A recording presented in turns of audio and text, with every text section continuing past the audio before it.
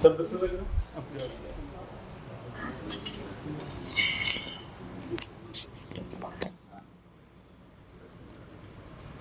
معزز خواتین و حضرات، ہم بہت معذرت خواہ ہیں تاخیر کے لیے۔ ہم صدر گرامی قدر کی اجازت سے تقریب کا باقاعدہ آغاز کرتے ہیں۔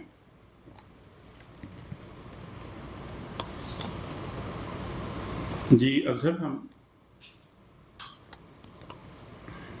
نحمدہ و نصلی علی رسولہ الکریم، اما بعد، بسم اللہ الرحمن الرحیم۔ بزم ادب اسلام آباد کے زیر اہتمام اکادمی ادبیات پاکستان کے تعاون سے ممتاز ادیب جناب پروفیسر جاوید محسن ملک کی کتاب اردو ہے جس کا نام کی تقریب پذیرائی میں تمام معزز خواتین و حضرات کا خیر مقدم ہے۔ اس تقریب کی صدارت جناب افتخار عارف صاحب فرما رہے ہیں۔ مہمانان خصوصی میں محمد حمید شاہد، پروفیسر ڈاکٹر محمد سلیم مظہر، نہایت ہی واجب الاحترام پروفیسر کیسرا علوی، اور مہمانان اعزاز میں جناب منظر نقوی، محترمہ منزہ جاوید اور محترم پروفیسر محمد راشد سلیم صاحب شامل ہیں۔ ہم اس تقریب کا باقاعدہ آغاز نعت رسول مقبول سے کریں گے، اور میں محترم ثبت اللہ قادری صاحب سے ملتمس ہوں کہ وہ تشریف لائیں اور نعت رسول مقبول سے آغاز کریں۔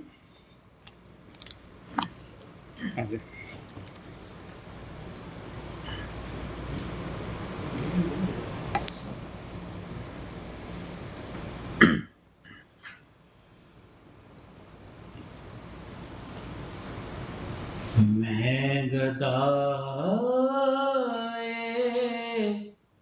دیار نبی ہوں، پوچھئے میرے دامن میں کیا ہے۔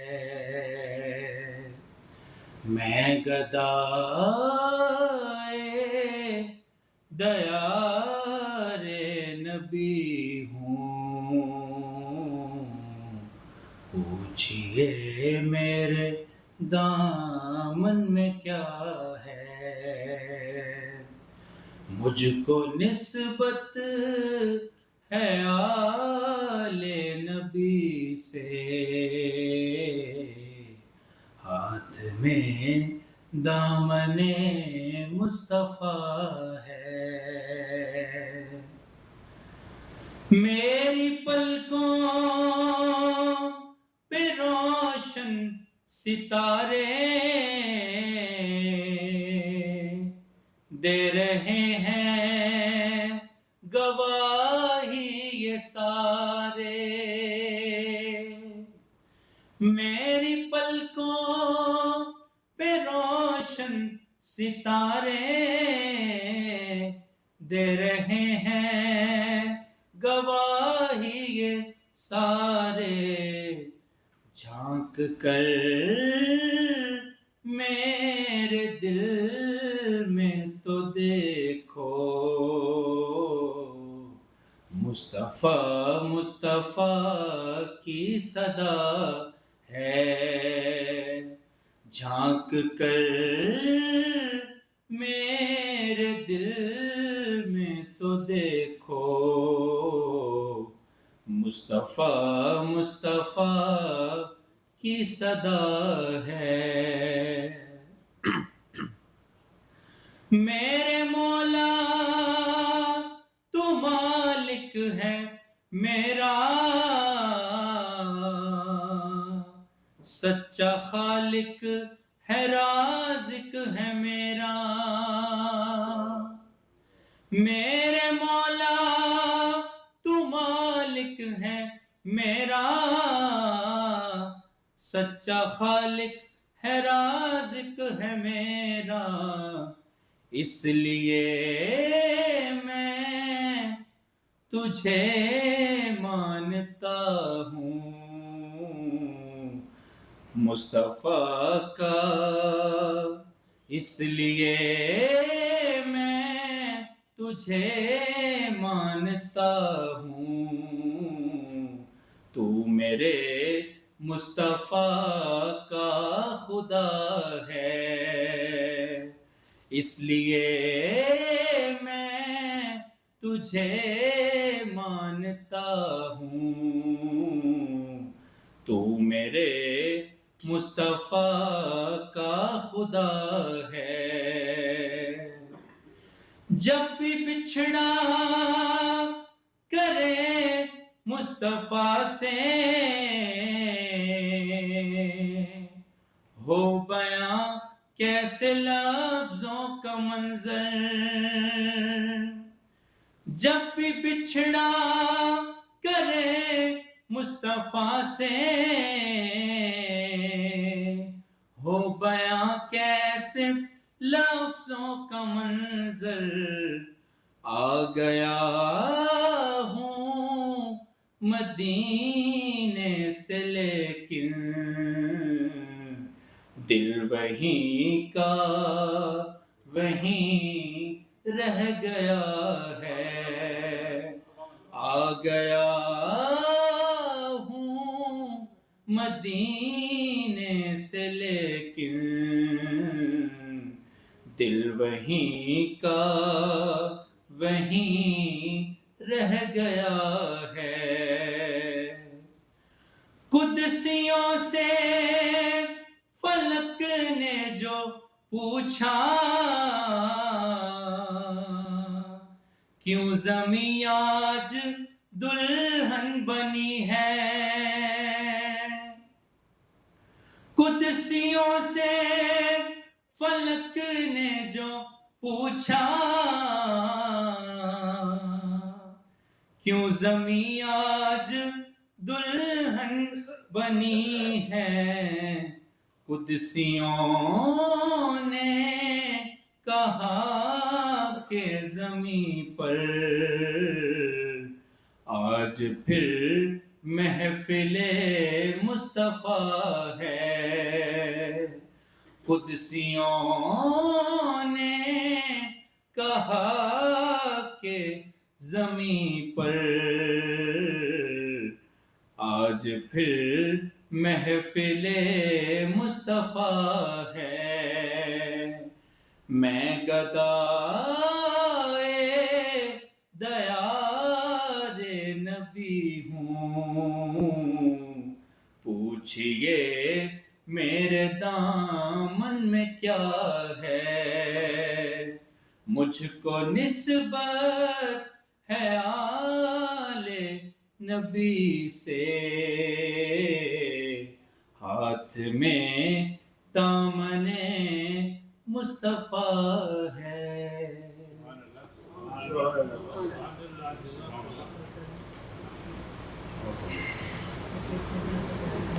معزز خواتین و حضرات، ہم بہت شکر گزار ہیں، ممنون ہیں جناب افتخار عارف صاحب کے۔ افتخار عارف صاحب نے ایک طویل عرصے تک مقتدر قومی زبان اور اکادمی ادبیات اور یونیسکو ان عظیم الشان علمی اور ادبی اداروں کی سربراہی اور سرپرستی فرمائی ہے، لیکن ہمارے دل میں یہ سچا احساس ہے کہ آپ جیسی عظیم الشان علمی شخصیت ہی ان اداروں کی سربراہی سرپرستی کی سزاوار رہی ہے، اور حکومت پاکستان نے بھی الحمدللہ یعنی تمام جو اہم اعزازات ہیں جناب افتخار عارف صاحب کو سے سرفراز فرمایا ہے۔ میں نہایت ادب سے ملتمس ہوں نسیم صاحب صاحب سے اور تمام دیگر معزز مہمانوں سے کہ پلیز اگر اپنے موبائل سائلنٹ موڈ پہ کر لیں تاکہ ہم انتہائی سنجیدگی سے اس تقریب کو آگے بڑھا سکیں۔ تو جناب افتخار عارف صاحب، ہم اپنا دل آپ کے قدموں میں پیش کرتے ہیں، اور میں منظر نبی صاحب سے گزارش کروں گا اور تمام صاحبان اسٹیج سے کہ بزم ادب کی جانب سے آپ کو پھولوں کا تحفہ پیش کریں، اور عاصم شہزاد صاحب سے گزارش ہے کہ پلیز اظہر صاحب آپ یعنی پھول لیں، پلیز اظہر صاحب آپ پلیز تصویر بنا لیجیے، محبوب صاحب بھی آئیں سر، آپ نہیں آپ سر، آپ بھی حمید صاحب راکش صاحب نہیں وہ بڑے ہوتے ہیں۔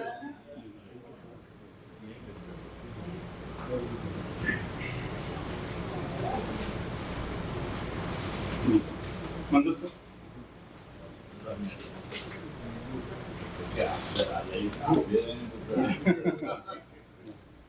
ادھر دیکھیے گا.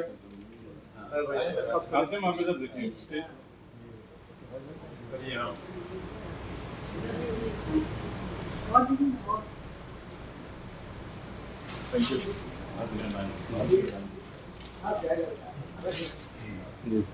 ایک پھول اور لیں سر. یہ پروفیسر صاحب کو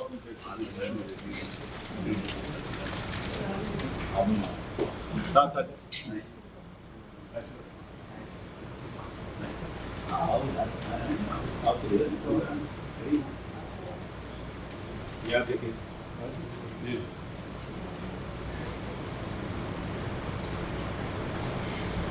اور پھولوں کے ایک تحفہ پروفیسر کے سالوی کے لیے ہے جو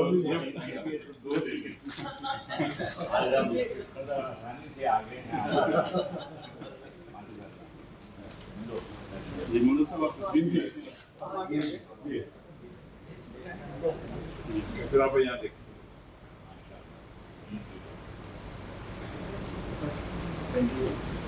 ڈاکٹر ظفر اقبال صاحب آپ آ جائیں اور اپنا پھولوں کا تحفہ ملک صاحب کو دیں. جلدی کیجیے پلیز. آپ سر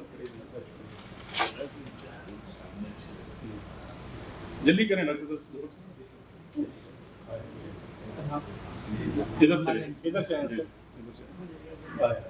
ان کے کلیے کا سر. سر تھوڑا سا ساتھ ہو جائیں بس.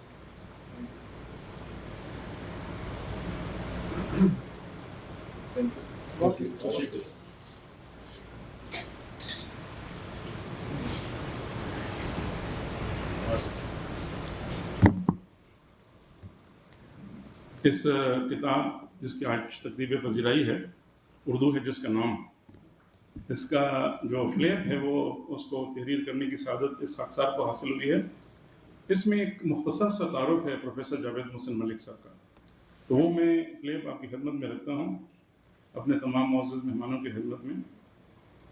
ممتاز دانشور ادیب ماہر تعلیم پروفیسر جاوید محسن ملک کا نام اور کام کسی تعارف کا محتاج نہیں.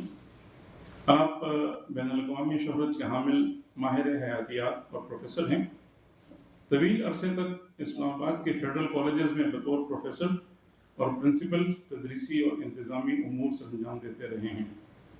فیڈرل ڈائریکٹریٹ آف ایجوکیشن اسلام آباد میں بطور ڈائریکٹر کالجز اور ڈائریکٹر ایڈمنسٹریشن بھی فرائض منصبی انجام دیے ہیں.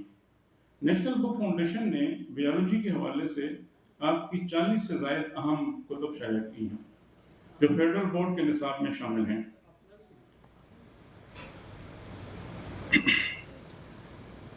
نیشنل بک فاؤنڈیشن نے بیالوجی کے حوالے سے آپ کی 40 سے زائد اہم کتب شائع کی ہیں جو فیڈرل بورڈ کے نصاب میں شامل ہیں. وزارت تعلیم نے آپ کی خدمات کے اعتراف میں آپ کو سرکاری ایوارڈ سے سرفراز کیا ہے. پروفیسر جاوید محسن ملک اردو کے ممتاز ادیب ہیں. آپ کی اہم تصانیف میں ہستی اپنی حباب کی سی ہے، نگری نگری، خیال رکھنا، یادوں کی دھنک شامل ہیں.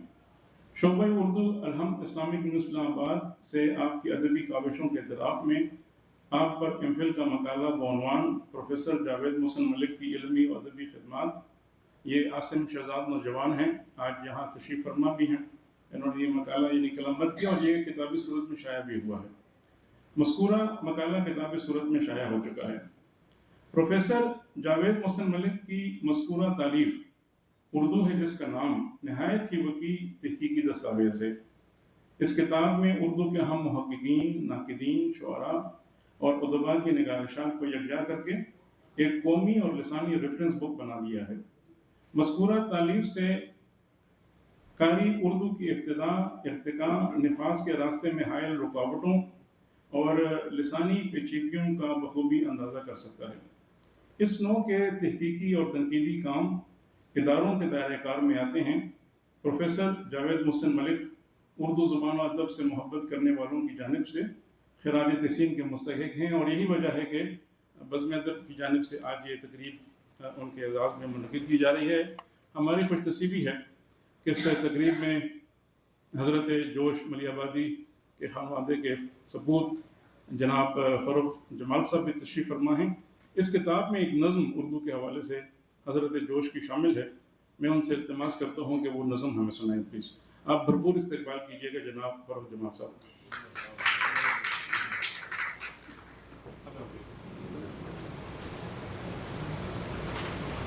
آئیے سر.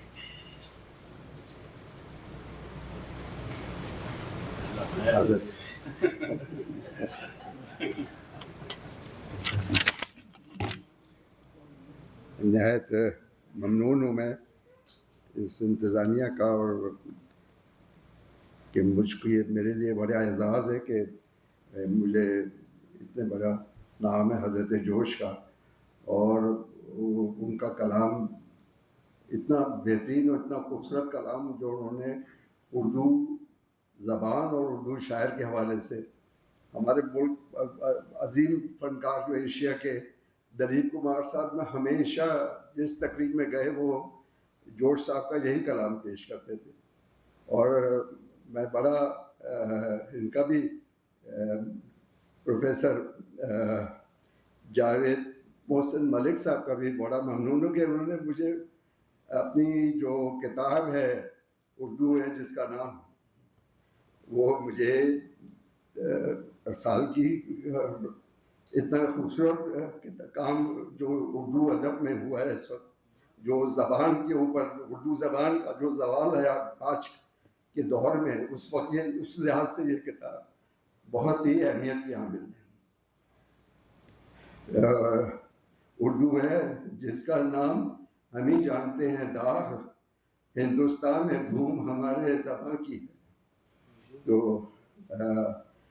آج میں پیش کر رہا ہوں جوش صاحب کا وہ کلام جو کہیں پبلش نہیں ہوا ہے ابھی تک.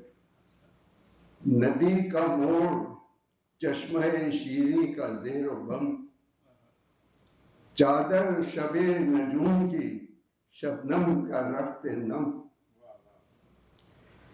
موتی کی آب گل کی مہک ماہ نو کا خم، ان سب کے انتظار سے پیدا ہوئی ہے تو، اور کتنے حسین افق سے معاہدہ ہوئی ہے تو. لہجہ مدی ہے کہ نمک خوار ہوں تیرا، صحت زباں میں ہے صحت زباں میں ہے کہ بیمار ہوں تیرا. آزاد شعر ہوں کہ گرفتار ہوں تیرا، تیرے کرم سے شعر و سخن کا امام ہوں، اور شاہوں پہ خندہ زن ہوں کہ تیرا غلام ہوں. حضرت جوش ملی آبادی کا کلام آپ سب کی نظر. بہت شکریہ.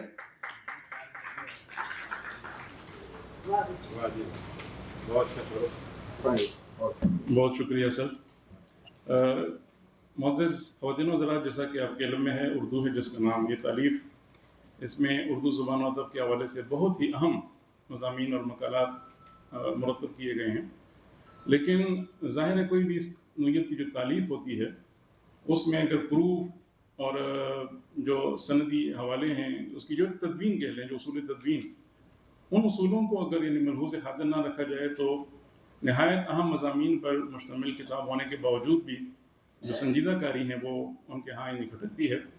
ہم بہت شکر گزار ہیں. میں پروفیسر جاوید محسن ملک صاحب کی طرف سے بھی، بزم ادب کی طرف سے بھی، نہایت ہی ممتاز شاعر صاحب نظر نکات جناب پروفیسر محمد راشد سلیم صاحب کے ہم ممنون ہیں. انہوں نے اس کتاب کا ایک ایک لفظ، ایک ایک حرف جو ہے بہت، اور اصول تدوین کے اصولوں کے مطابق. تو ابھی جو کتاب کی جو شکل و صورت آپ کے سامنے آئی ہے اس میں یعنی راشد صاحب کا خون جگر جو ہے وہ یعنی شامل ہے. تو میں ان کا دل سے یعنی شکر گزار بھی ہوں، اور ان کی خدمت میں گزارش کروں کہ وہ آئیں اور اظہار خیال فرمائیں. آپ استقبال بھی کر سکتے ہیں. بسم اللہ الرحمن الرحیم.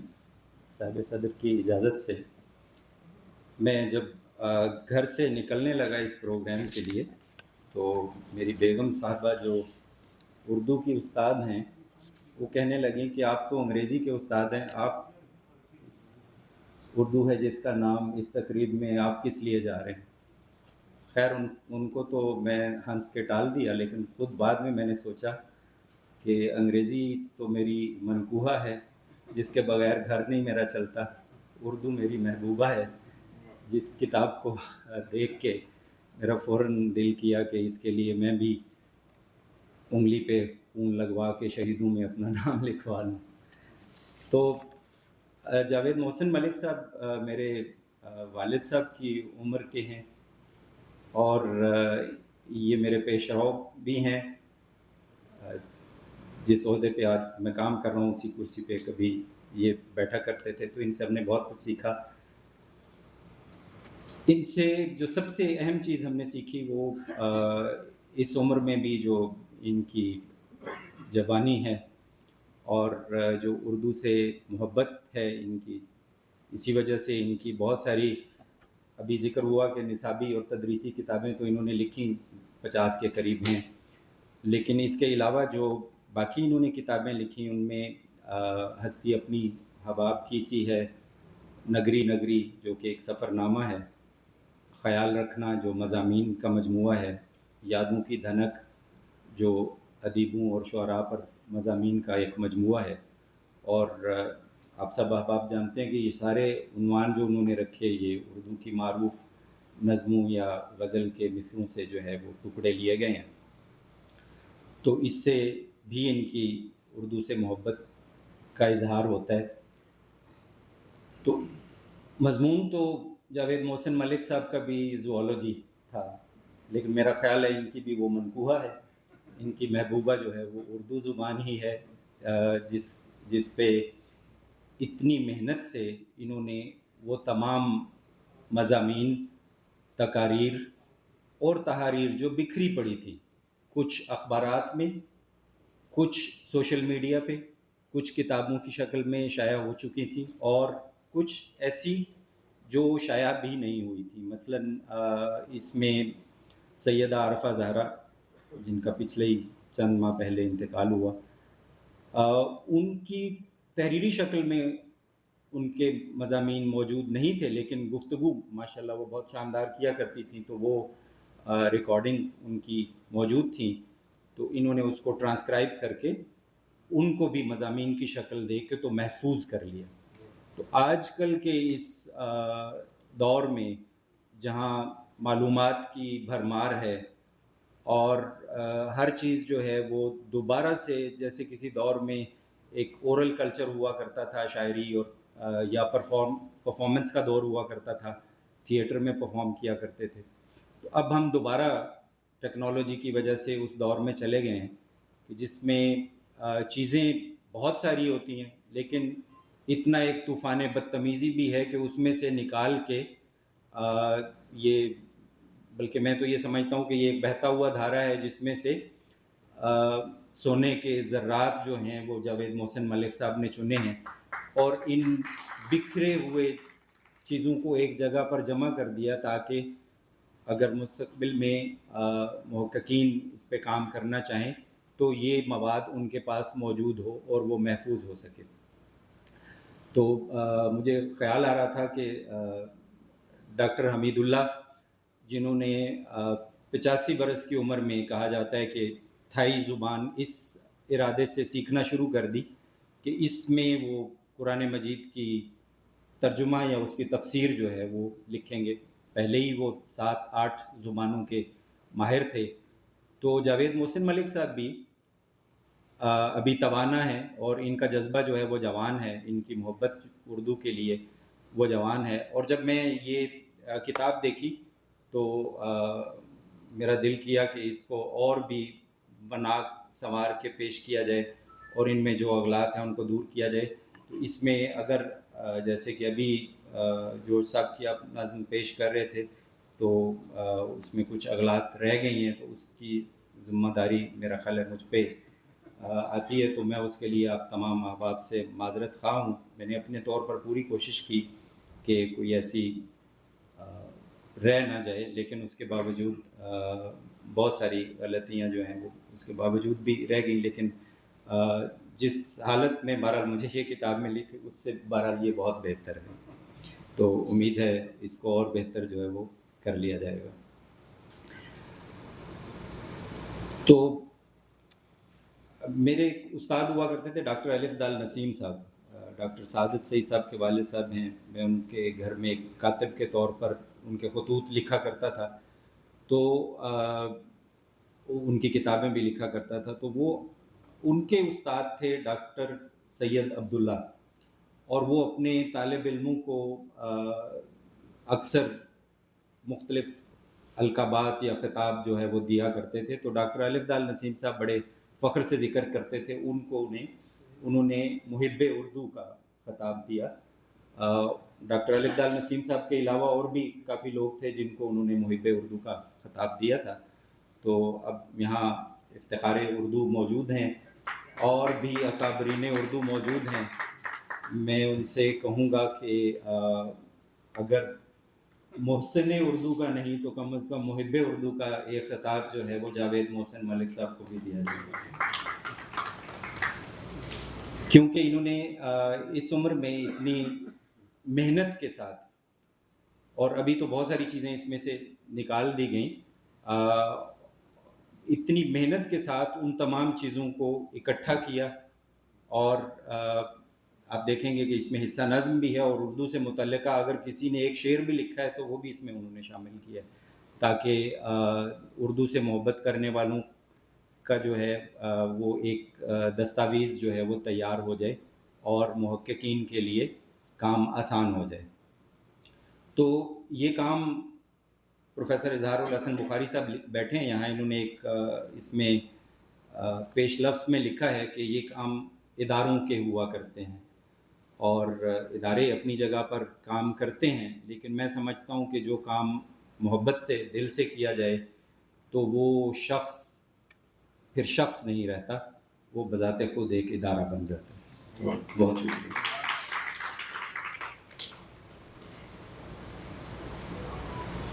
بہت شکریہ سر۔ اس کتاب پر ایک مضمون تحریر فرمایا ہے محترمہ منظر جاوید نے، وہ ان سے میں گزارش کروں گا، لیکن میں تمام معزز خواتین و حضرات جو اس تقریب میں تشریف فرما ہیں، معزز مہمان ہمارے، میں ان کا دل سے شکریہ ادا کرتا ہوں، اور بالخصوص پروفیسر جاوید محسن ملک کی جو فیملی یہاں پر، ان کی بیگم یہاں تشریف فرما ہے، صاحبزادی ہے، ان سب کا یعنی شکریہ، اور آپ پلیز استقبال کیجیے گا محترمہ منظر جاوید۔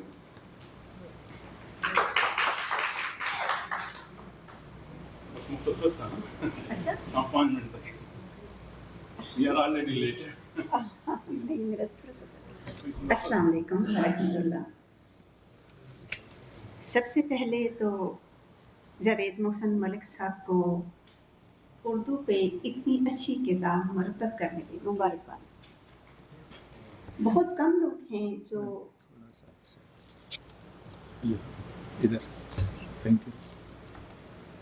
بہت کم لوگوں کو دیکھا گیا ہے جو اردو کو عزت دیتے ہیں،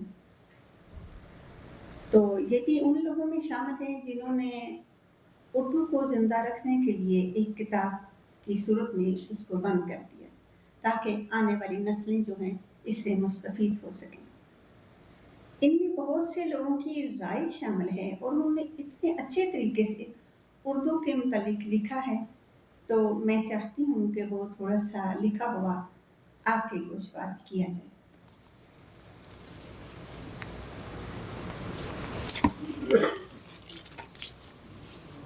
اردو زبان ایک زندہ اور جاندار زبان نہ صرف الفاظ کا مجموعہ ہے، بلکہ ہمارے جذبات، ثقافت اور تہذیب کی بھی ترجمان ہے۔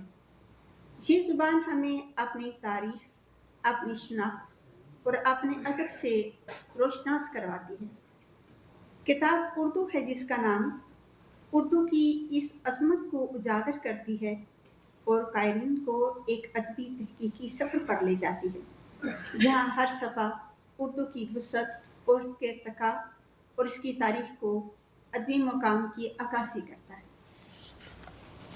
کہنے کو تو بہت کچھ ہے، لیکن آرڈر ہے کہ بہت کم بولا جائے، تو اس لیے चुनिंदा ही बात आपसे की जाएगी।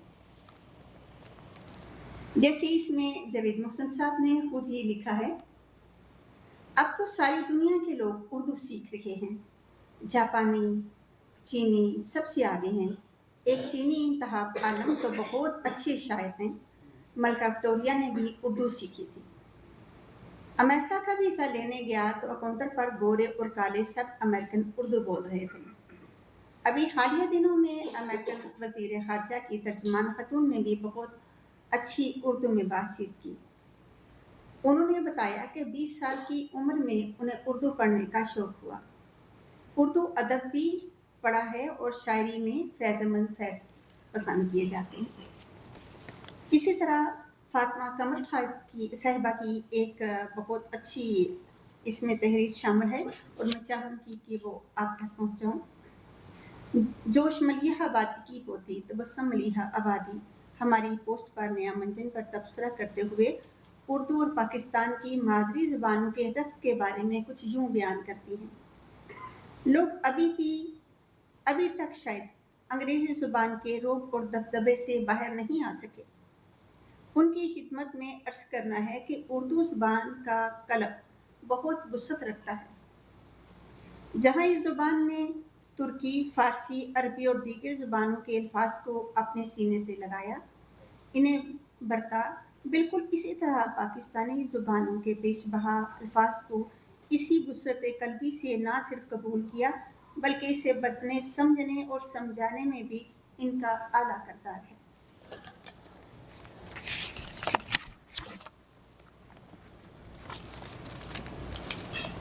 इसी तरह एक थोड़ी सी मज़ाहिया तहरीर भी इसमें शामिल है, इकबाल रहमान साहब की है।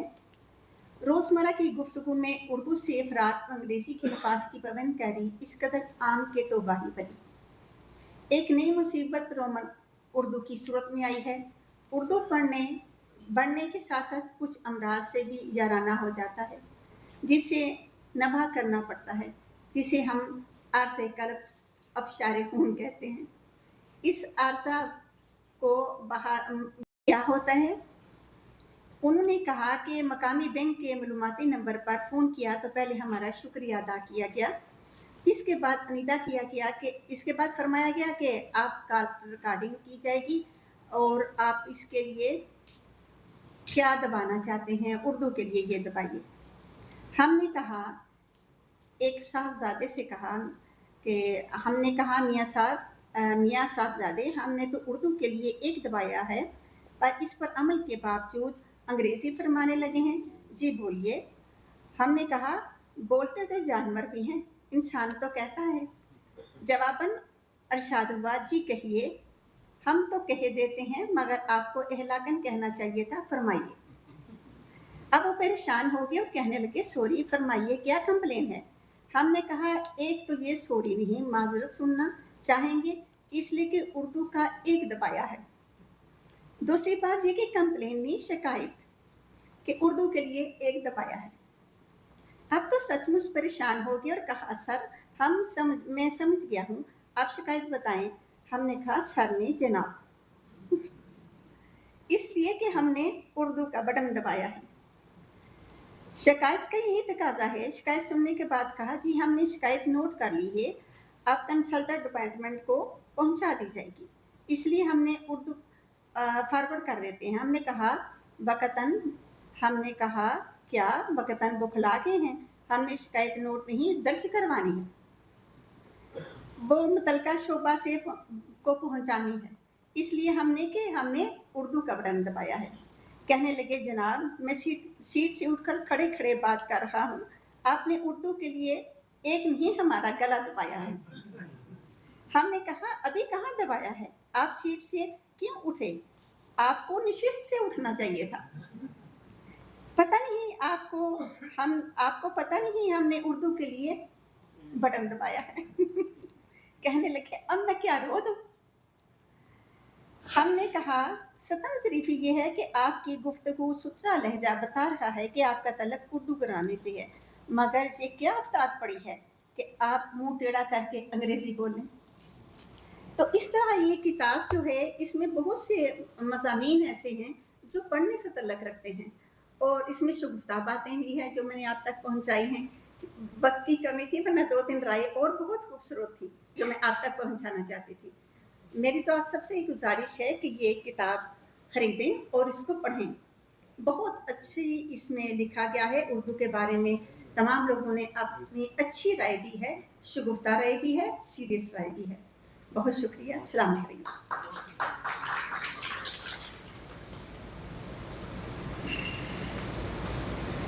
बहुत शुक्रिया। मुनज़्ज़ा मोहतरमा मुनज़्ज़ा जावेद साहिबा फरमा रही थी। मैं ज़ाहिर उर्दू ज़ुबान अदब के एक अदना से तलब इल्म की हैसियत से ये समझता हूँ कि उर्दू ज़ुबान में जो क़ुव्वत इंतज़ाब है, जो एडॉप्टेबिलिटी है, वो दुनिया की जो ताकतवर तरीन जो ज़ुबानें हैं उनमें यानी कह लीजिए। अब मसलन जो अरबी ज़ुबान है उसमें बहुत सारे हुरूफ सिरे से है ही नहीं। आप अगर अरब ममालिक में जाएंगे तो वहाँ पेप्सी को बेप्सी वो कहते हैं, पाकिस्तान को वो नहीं प्रोनाउंस कर सकते, पाकिस्तान कहते हैं। तो अंग्रेज़ी के वो अल्फाज जो एक फितरी अमल के तहत उर्दू में आ रहे हैं, मसलन देखिए ना हमारा पूरा जो तालीमी निज़ाम है, स्कूल, कॉलेज, यूनिवर्सिटी, और ये बिल्कुल ये अल्फाज जो हैं वो मायूब भी नहीं महसूस होते। तो ये बहुत ही वकी तसनीफ़ है, इसमें बहुत सारी चीज़ें हैं इस तरह की। और मैं प्रोफेसर जावेद मोहसिन मलिक साहब को वाक़तन खिताब तहसीन पेश करता हूँ कि ज़ाहिर है इनका जो बुनियादी सब्जेक्ट है वो तो बायोलॉजी है, लेकिन इन्होंने बहुत ही अहम वो सारी चीज़ें, और इसमें जिस तरह भी जनाब राशिद सलीम साहब फरमा रहे थे, बहुत सारी चीज़ें ऐसी हैं जो किसी भी सूरत में यानी अवेलेबल ही नहीं थी ना, मतबूआ सूरत में। वो कुछ चीज़ें उन्होंने ट्रांसक्राइब की हैं, इस तरह जहाँ ने कहा का जिक्र हुआ, और इस तरह की बहुत सारी चीज़ें।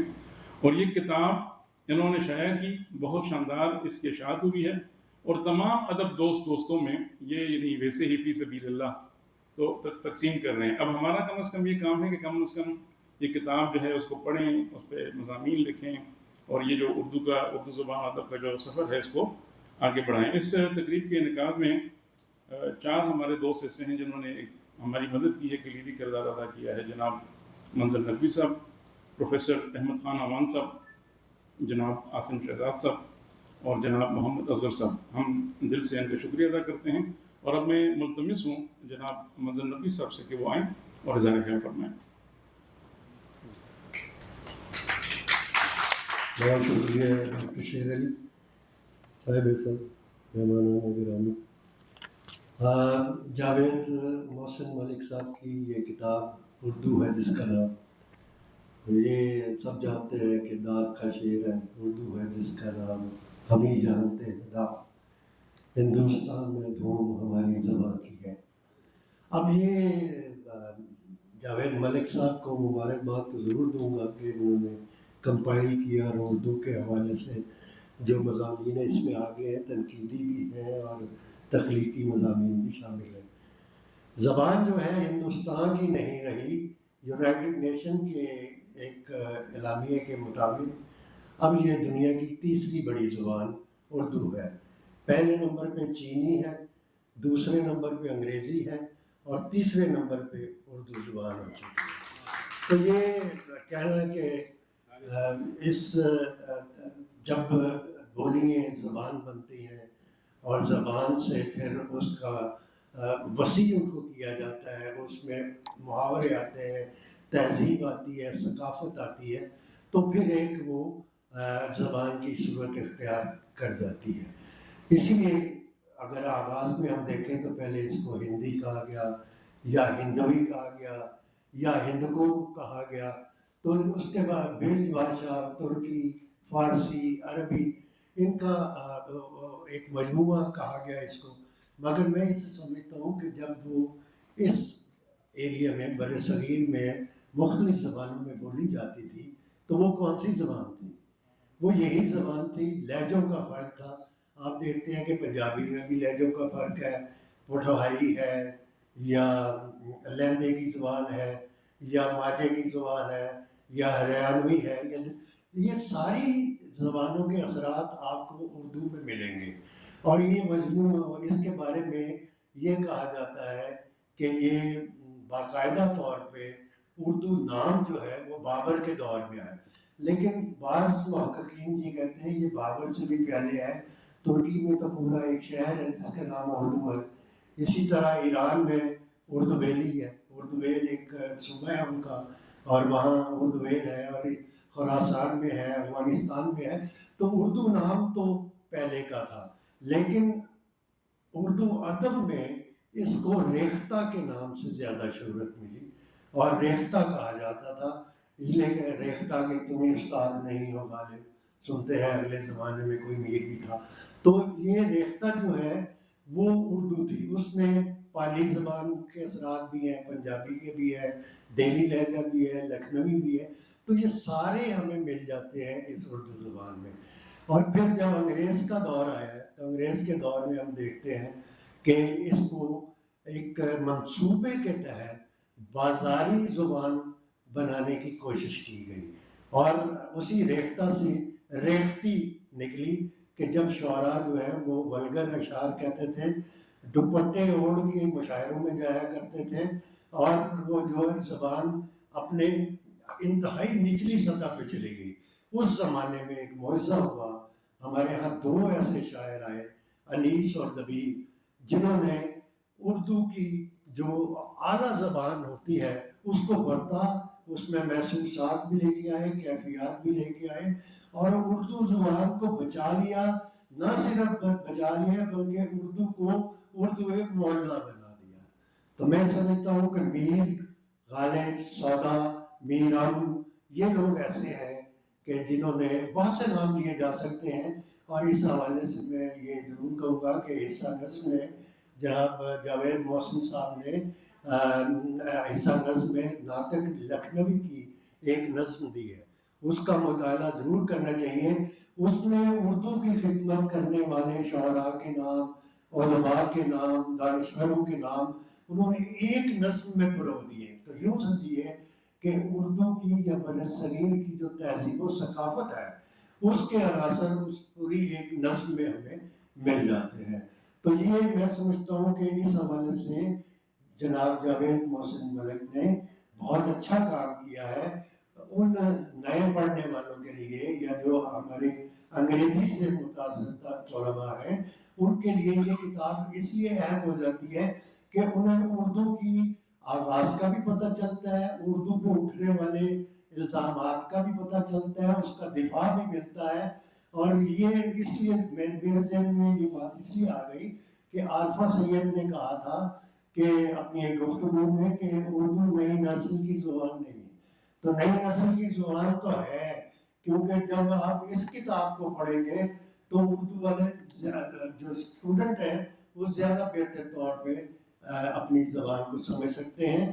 انگریزی کے الفاظ لے آنا، اگر وہ اپنی اصل حالت میں اس ماحول میں اس موڈ میں آتے ہیں تو کوئی مذائقہ نہیں ہے. ہمارے ایک شاعر نے کہا تھا کہ جیسا موڈ ہو ویسا منظر ہوتا ہے، موسم تو انسان کے اندر ہوتا ہے. تو یہاں موڈ کا لفظ جو ہے اس کو ہٹا کے دیکھے کوئی اور لفظ آتا ہی نہیں، مزاج اس میں آتا ہی نہیں. تو موڈ کا لفظ جو ہے وہ اردو میں ڈھل کے ہے. تو اسی طرح سے اگر دوسری زبانوں کے الفاظ اپنی پوری شدت کے ساتھ جو ہے اس مفہوم کو واضح کرتے ہیں تو ان کو ضرور آنا چاہیے. اردو اس کو قبول کرتی ہے. میں لمبی بات نہیں کروں گا، صرف اتنا کہوں گا کہ اردو کے رسم الخط جو ہے وہ مختلف ہے. ہندی اس لیے علیحدہ ہو گئی کہ اس کا رسم الخط الگ ہو گیا، اور ہمارا رسم الخط جو ہے وہ فارسی کے قریب ہے. تو یہ فارسی زبان کا شاعری پہ خاص طور پہ احسان ہے کہ انہوں نے اس کی وجہ سے ہمیں شاعری میں اضافتوں کا استعمال پتہ چلا، اور تراکیب بنانے کا عمل جو ہے ہمیں فارسی زبان سے اردو میں نظر آتا ہے. تو جیسے آپ یہ دیکھیں پنجابی زبان ہے، ہم شاہمکھی میں لکھتے ہیں، اور انڈیا والے جو ہیں وہ گرمکھی میں لکھتے ہیں، اور وہ رسم الخط کے تبدیل ہونے سے اب ان کی زبان ہم نہیں سمجھ سکتے، ہماری زبان وہ نہیں سمجھ سکتے، لیکن جب بولتے ہیں تو وہ پنجابی ہوتے ہیں. اسی طرح مختلف علاقوں میں جو رہنے والے ہیں جب اردو بولتے ہیں تو وہ انٹریکشن ہوتا ہے اور ہمیں سمجھ میں آتا ہے اور ایک دوسرے کو سمجھتے ہیں. میں ایک مرتبہ پھر، کیونکہ وقت کی کمی ہے، میں بہت سارے پوائنٹ لکھے تھے، اقبال کے شعر بھی ہیں، غالب کے شعر بھی ہیں، میں سب کو ترک کرتے ہوئے یہ کہوں گا کہ جاوید محسن ملک صاحب کو مبارکباد دینی چاہیے کہ انہوں نے اس کتاب کو لکھا اور ایک مجموعے کی صورت میں ہمارے سامنے پیش کیا. بہت شکریہ.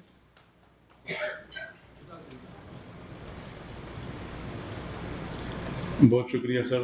ظاہر ہے وہ جس طرح ابتدا میں عرض کیا گیا، یعنی تقریب بوجوہ تاخیر سے شروع ہوئی تو بہت ساری باتیں ایسی ہیں جو اس کتاب کے حوالے سے اور اس کتاب کے تناظر سے پھر وہ مباحث جو ہیں وہ سامنے آ رہے ہیں. مثلاً ابھی منظر نقوی صاحب فرما رہے تھے، یعنی اردو زبان جس کو ہندوستان میں ہندی کہا جا رہا ہے، اور جو ہندی اردو تنازع ہے، یعنی ہم جو اردو زبان ادب کے جو طالب علم ہیں وہ جانتے ہیں اچھی طرح کہ یہ بنیادی طور پر ایک سیاسی تنازع رہا ہے، اور اس کو یعنی دیوناگری میں اس کو کر دیا گیا اردو کو.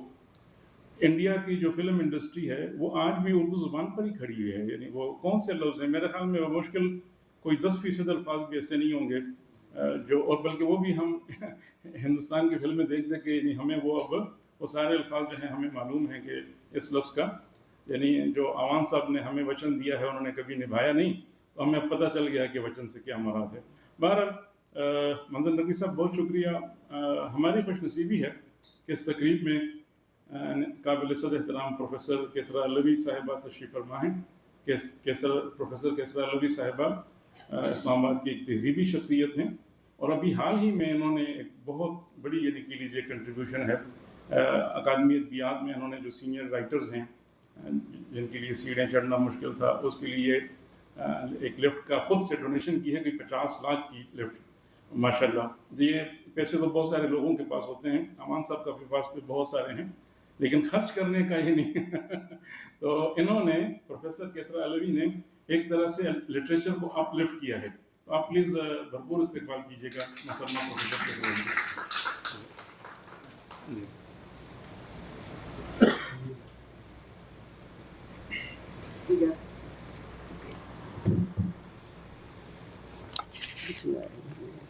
السلام علیکم. کتاب کی بات میں بعد میں کروں گی، پہلے میں صاحب کتاب کی بات کرنا چاہتی ہوں. میں جناب جاوید محسن ملک صاحب کو اس وقت سے جانتی ہوں جب یہ پڑھایا کرتے تھے کالج میں، اور اس وقت شہر میں مشاعرے نہیں ہوتے تھے، لوگ ترستے تھے اس بات کے لیے. تو جاوید محسن ملک صاحب نے اپنے کالجز میں اس بات کا بیڑا اٹھایا، مین کالجز میں بھی ہوتے تھے، کہ مشاعرے شروع کیے گئے.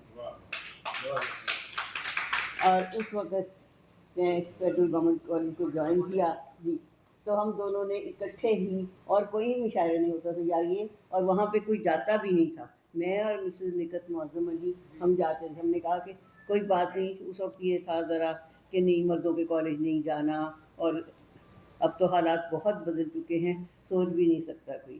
تو سب مرد ہوتے اور ہم دونوں خواتین جا کے کے پاس، انہوں نے بڑی اچھی طرح سے ہماری پذیرائی کرتے ہوئے کہتے ہم نے بلایا تو سب کو تھا، لیکن یہ ہے کہ لوگ خواتین تشریف نہیں لاتی ہیں.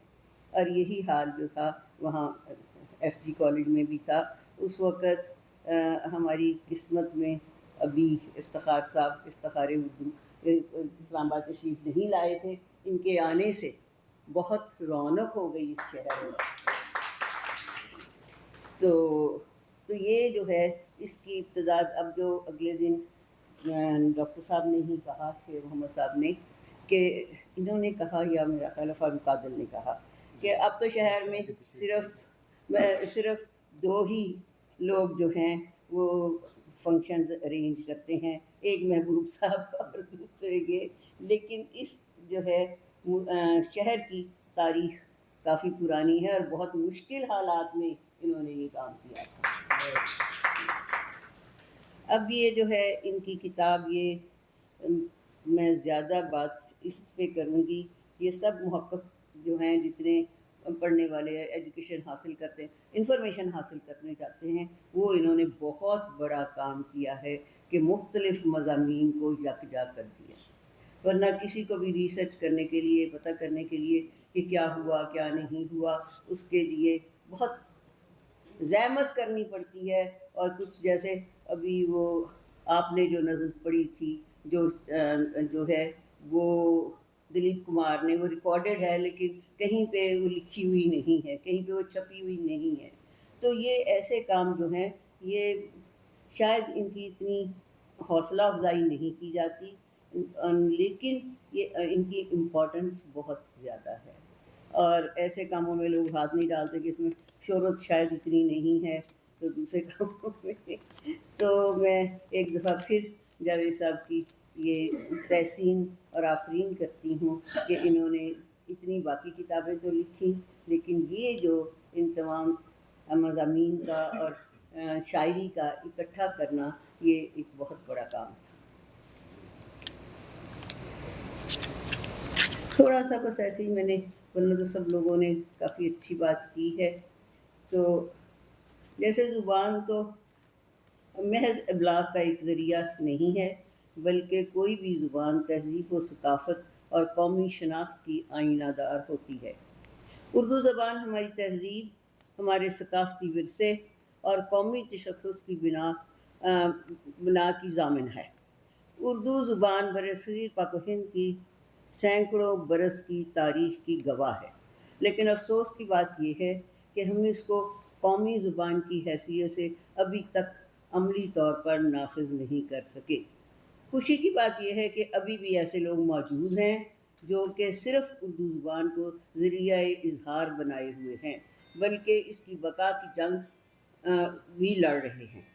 جناب جاوید محسن ملک صاحب بھی اپنے ہی ایسے ہی صاحب نظر لوگوں میں شامل ہیں جن کے لیے اردو زبان کی حیثیت محض رابطے کا ایک ذریعہ نہیں بلکہ یہ ان کا عشق ہے. گلزار کی ایک نظم جو جاوید محسن صاحب نے اس کتاب میں بھی شامل کی ہے، ملاحظہ فرمائیے، یہ کیسا عشق ہے اردو زبان کا. یہ گلزار صاحب کا شعر ہے. یہ کیسا عشق ہے اردو زبان کا، مزہ گھلتا ہے لفظوں کا زباں پر.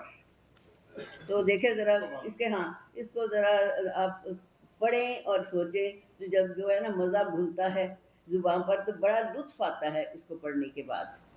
تو اسی طرح سے جاوید محسن صاحب کی کتاب اردو ہے، جس کا نام ان کی ایک عمدہ کاوش ہے، اور اردو زبان کے حوالے سے تحقیق کرنے والوں، اردو کے طالب علموں خاص طور پہ کے لیے پروفیسر صاحب کی جانب سے یہ ایک بہت بڑا تحفہ ہے. انہوں نے اس کتاب کی صورت میں اردو پر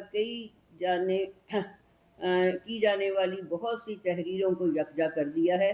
اردو زبان کے آغاز و ارتقاء، تاریخ، اس کی اہمیت، اردو زبان کے ساتھ جذباتی لگاؤ کا اظہار، ان مضامین میں تمام موضوعات کا احاطہ ہو جاتا ہے.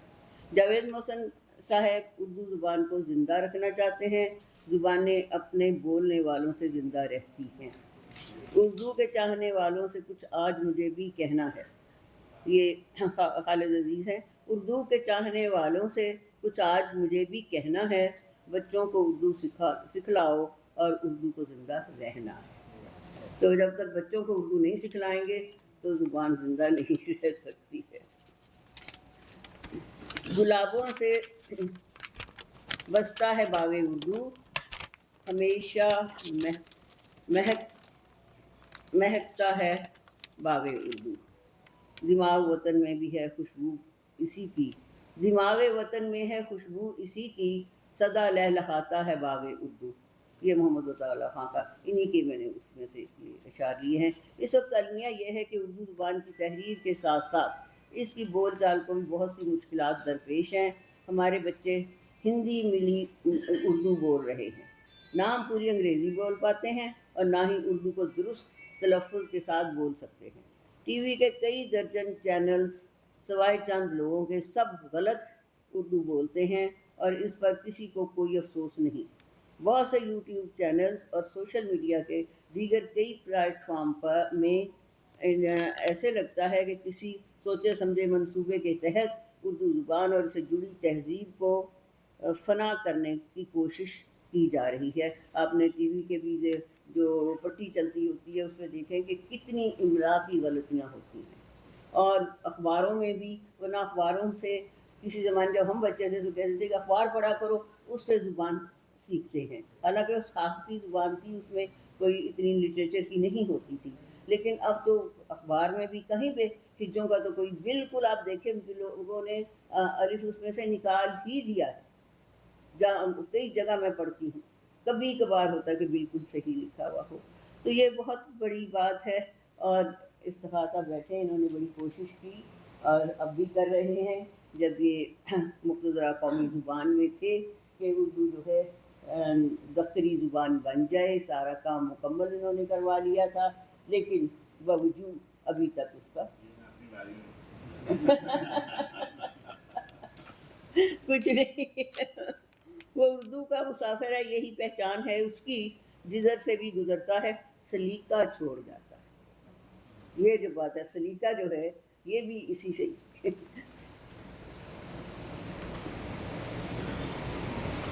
नहीं खेल ए दाग यारों से कह दो कि आती है उर्दू ज़बां आते आते। बस मैं बहुत अर्ज़ू कि सब ने काफ़ी, और असल में किताब ये पढ़ने के लायक है। इस पे बात तो सब ने किताब पढ़ी हो, फिर आप सेमिनार कीजिएगा, फिर असल बात होगी। बहुत शुक्रिया आपको समाज को, बहुत शुक्रिया।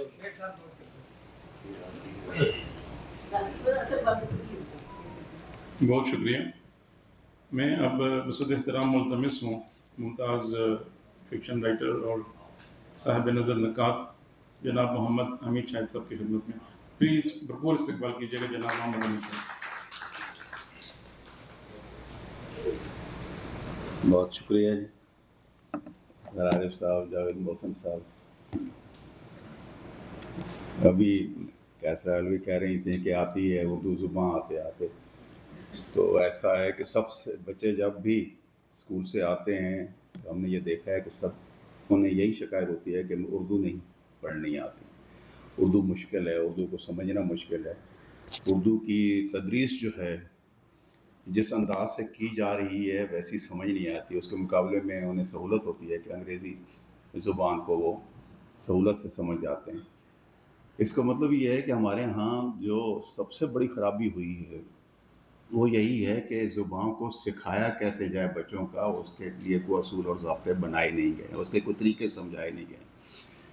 मसलन अब देखिए, सबसे मैं जावेद मोहसिन साहब की किताब की तरफ बाद में आता हूँ, पहले जो चूँकि बात जहाँ से छिड़ गई तो वही मैं बात करूँगा।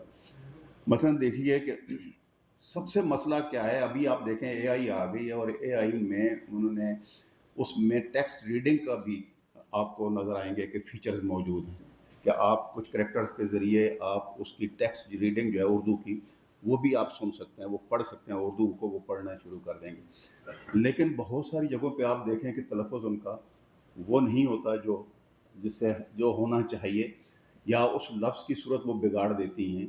उसका सबब क्या है? उसका सबब यह है कि उसके पीछे हमारा डेटा बैंक मौजूद ही है। वो डेटा बैंक जो जुमले की साख्त के हिसाब से उस लफ्ज़ के जो तलफ़्फ़ुज़ है उसको तय करे और वो उसको सपोर्ट भी करे। और ये ज़ाहिर है ऐसे काम हैं जो आगे चल के बहुत अहमियत के हामिल होंगे। इसी तरह ही बच्चों के साथ भी यही मामला हो रहा है, जो इस कंप्यूटर के साथ AI के साथ हो रहा है, यही हमारे बच्चों के साथ हो रहा है कि उन्हें समझ नहीं आ रही कि वो कैसे इन चीज़ों को समझ सकें। दूसरी बात समझने वाली, अभी बिल्कुल आगाज़ ही से मुनव्वरा ने भी बात की और हमारे और दोस्तों ने भी उन्होंने कहा कि उर्दू जो है वो माबा ज़वाल है या ज़वाल की तरफ हम रवां। ये कैसे हो सकता है कि अभी हमारे नकवी साहब कह रहे थे मंज़र कि उर्दू की तीसरी ज़ुबान है और साथ ही हम कह रहे हैं कि ये कौमी ज़ुबान है, और फिर साथ ही हम कह देते हैं कि जनाब इस पे ज़वाल है। तो इसका मतलब यह है कि इन बीमारियों को देखा जाना चाहिए कि ख़राबी कहाँ है। अब ये मसला नहीं रहा कि एक ज़ुबान से दूसरी ज़ुबान को कैसे समझा जाए। अब तो नया टेक्नोलॉजी का ज़माना आ गया, आप दुनिया भर की ज़ुबानों को आप दूसरी में मुंतकिल कर सकते हैं और समझ सकते हैं। अब ये क्या ख़राबी है कि अदालत में वकील तो सारी दलाइल उर्दू में दे रहे होते हैं, उस्ताद जो है वो क्लास में पढ़ा भी रहा होता है तो उर्दू में पढ़ा रहा होता है, लेकिन सब्जेक्ट जो है वो अंग्रेज़ी में आप पढ़ने के लिए। इसका मतलब यह है कि कहीं ना कहीं नीयत की ख़राबी है। अभी ये बात हो रही थी कि मुक़्तदरा ने तो पूरा काम कर दिया है, इफ्तिखार साहब ने बिल्कुल ऐसे ही है जैसे घोड़ा तैयार है, उसके ऊपर आपने सारा कुछ काठी वगैरह रख दी है, अब वो खड़ा रहेगा तो उसकी हालत जो होगी, एक ही थान पे अगर उसे खड़ा रखेंगे तो नतीजा क्या होगा। यही कुछ हुआ कि जो काम पहले हो चुका, अब आहिस्ता आहिस्ता ज़ुबानें तो आगे बढ़ती हैं ना। बड़ी एक अहम इसमें मज़ामीन मौजूद हैं इनकी किताब के अंदर, और उससे हमें अंदाज़ा होता है कि उर्दू ज़ुबान कहाँ से शुरू हुई, कहाँ जाके ये पहुँच गई है।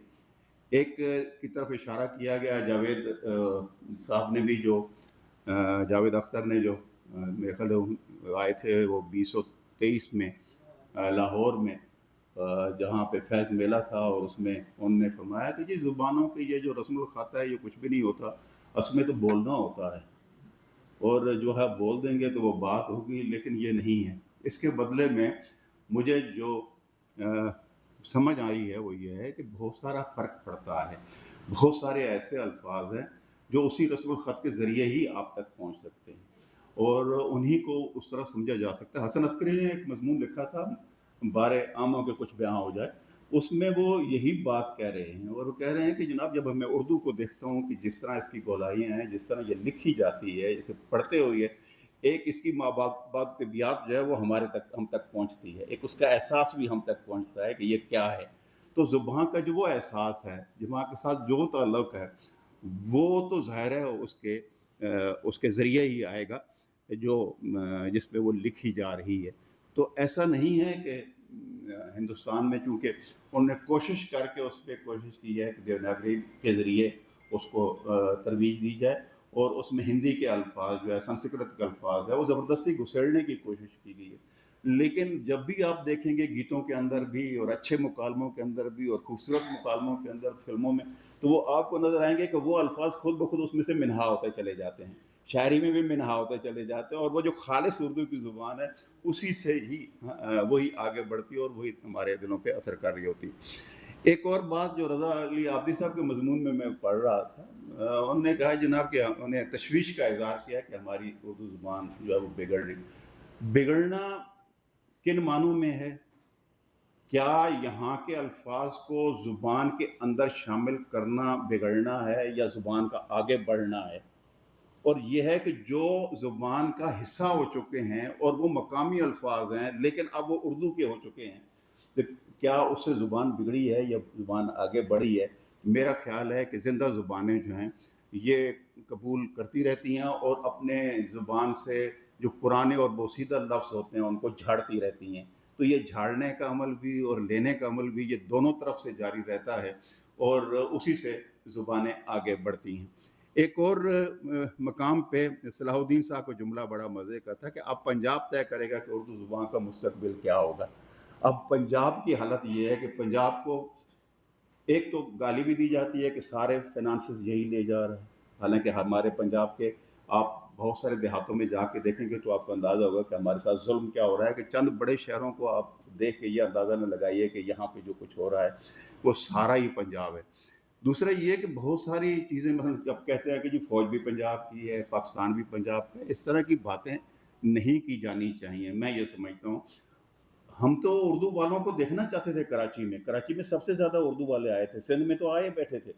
वहाँ वाले जो उर्दू की खिदमत है वो उस तरह क्यों नहीं कर पाए जिस तरह की यहाँ के पंजाब के लोगों ने की, चाहे वो इकबाल हो, चाहे वो फैज़ हो, वहाँ से लेके आप आज तक के लोगों तक आ जाए तो वो किस तरह वाबस्ता हैं, और इस तरह वाबस्ता हैं कि वो अपनी ज़ुबान जो है उनकी पंजाबी है वो पीछे रह गई है, वो स्कूल में पढ़ाई नहीं जा रही है, वो हमारे बच्चे जो है वो पढ़ नहीं पा रहे हैं, लेकिन इसके बावजूद हम उर्दू को अपने गले लगाए हुए हैं और उससे मोहब्बत कर रहे हैं, तो उस पर ताना किसी सूरत में बनता नहीं है।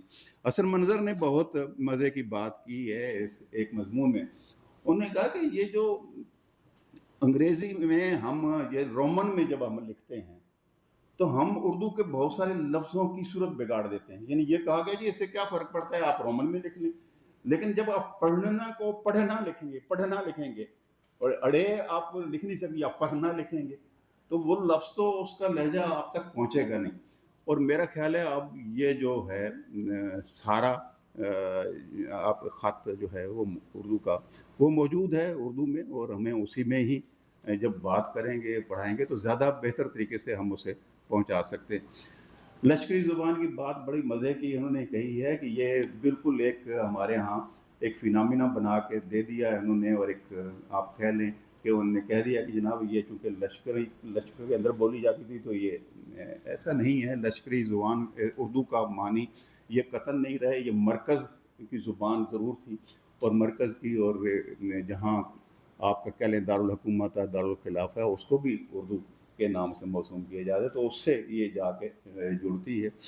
میں یہ سمجھتا ہوں کہ جاوید محسن صاحب نے بہت عمدہ کام کیا، بہت سارے مضامین انہوں نے اکٹھے کیے، کچھ اخباروں سے لیے، کچھ جا کے مختلف گفتگوؤں کو انہوں نے ریکارڈنگ سے جا کے ٹرانسکرائب کیا ہے اور اس کا حصہ بنایا ہے۔ ظاہر ہے یہ بہت محنت طلب کام تھا، بیالوجی کے آدمی تھے، اردو کی خدمت کی، اس کی داد تو بنتی ہے۔ بہت شکریہ۔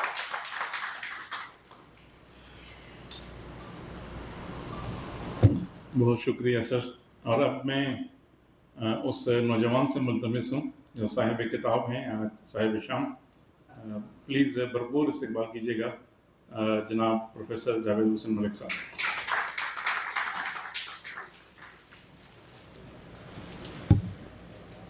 جناب اسفر عارف صاحب، راشد صاحب، محترمہ اسرا الوی صاحبہ، شاہد صاحب، نقوی صاحب، اور جناب شیر علی صاحب جنہوں نے یہ محفل سجائی۔ تو کتاب کا قصہ کچھ یہ ہے کہ کوئی منصوبے کے تحت یہ کتاب نہیں لکھی گئی۔ ہر دور میں عجب شوق ہوتے ہیں لوگوں کے۔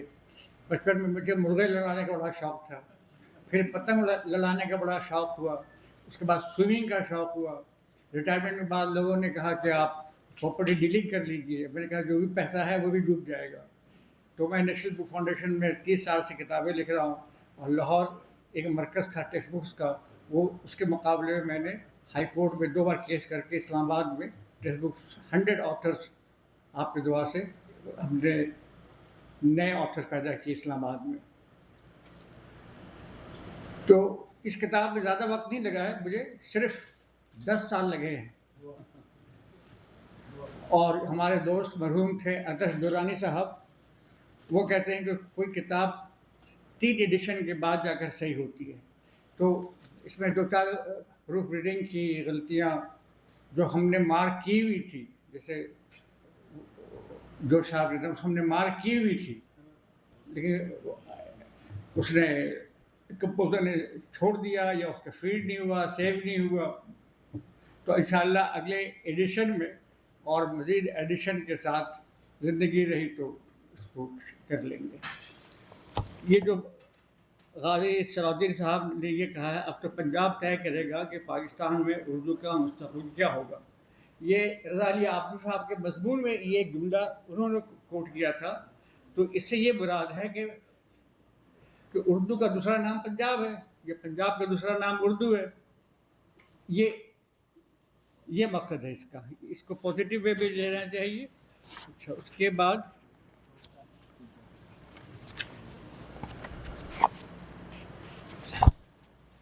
شبانہ نوید صاحبہ ہوتی ہیں بنگلہ دیش میں، انہوں نے ایک جگہ اس کتاب میں نے ان کو کوٹ کیا ہے کہ گزشتہ 100 سال میں جتنی خدمت اردو کی پنجاب نے کی ہے کسی اور نے نہیں کی ہے۔ تو ایگزیکٹ جملہ ان کا اس کتاب میں موجود ہے۔ صرف میں 2 باتیں کروں گا کہ کرنے میں تو بہت کچھ ہے۔ پہلا یہ الزام آتا ہے کہ جی جو ہندوستان سے مختلف جگہ سے لوگ آئے اس پاکستان، انہوں نے بنگلہ نہیں سیکھی، اور دوسرا یہ الزام آتا ہے کہ اردو کو قومی زبان دینے کی وجہ سے بنگلہ دیش الگ ہوا۔ یہ دونوں باتیں غلط ہیں، عام پبلک نہیں سمجھتی۔ تیسرا یہ سمجھتی کہ جی ہماری فوج نے بنگالی کو مارا، یہ بات بھی غلط ہے۔ خیر اس کو تو کسی اور وقت بات کریں گے کہ جو لوگ وہاں سے آئے تو جو عمر رسیدہ تھے، جیسے میرے والد صاحب ایم اے اردو گولڈ میڈلسٹ، وہ 3-4 جملے سے زیادہ بنگلہ نہیں بول سکے، لیکن جبکہ میری بڑی بہن اور میری والدہ فراٹے کی بنگلہ بولتے تھے۔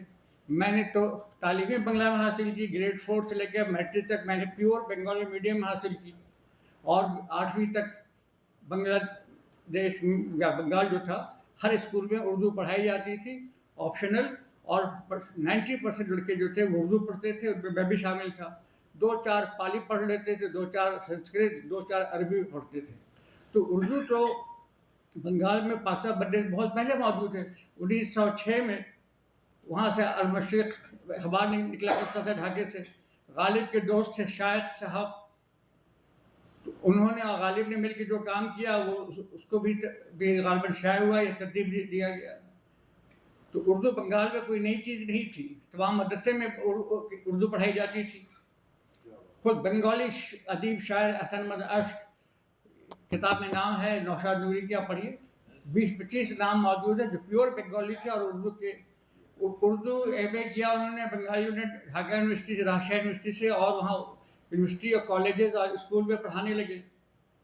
यहाँ से लोग ढाका जाया करते थे पढ़ने के लिए, एमए करने उर्दू। जैसे हमारे दोस्त, आपके दोस्त हैं हसन सज्जाद साहब, खालिद यासिर इकबाल जो इस अकेडमी के लिटरेचर के सरबराह भी रह चुके हैं, वो ढाका यूनिवर्सिटी गए, वहाँ से उन्होंने एमए उर्दू किया।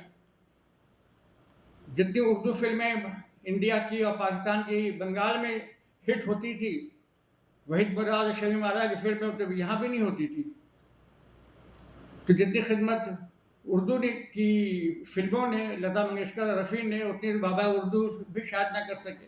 नाइजीरिया तक में 3 बजे हर हफ्ते फिल्में दिखाई जाती थी। मैं रहा हूँ नाइजीरिया में 4 साल, तो उर्दू इंडियन फिल्में दिखाई जाती थी। तो जितने काले उर्दू गाना गाते थे, एक बार मैं बेगम गली गुजर रहे थे, पीछे देखा जी 7-8 बच्चे बच्चियाँ वो गाना गा रही हैं, लैला ओ लैला कैसी हो लैला, और क्या सुर में गा रही थी। इसी तरह बंगाली जितने गाने वाले हैं, रूना लैला है, फिरदौस बेगम है, आलमगीर हैं, ये सब उर्दू गाना गाते हैं। और अब ये देखिए कि 50 साल के बाद बांग्लादेश में उर्दू ज़बान रिवाइव हो रही है। उर्दू बंगला संगत एक वहाँ कायम हुई है, और अब वहाँ उर्दू एमए क्लासेस राजशाही ढाका यूनिवर्सिटी में पढ़ाई जा रही है। जैसी पढ़ाई जा रही है, लेकिन पढ़ाई जा रही है।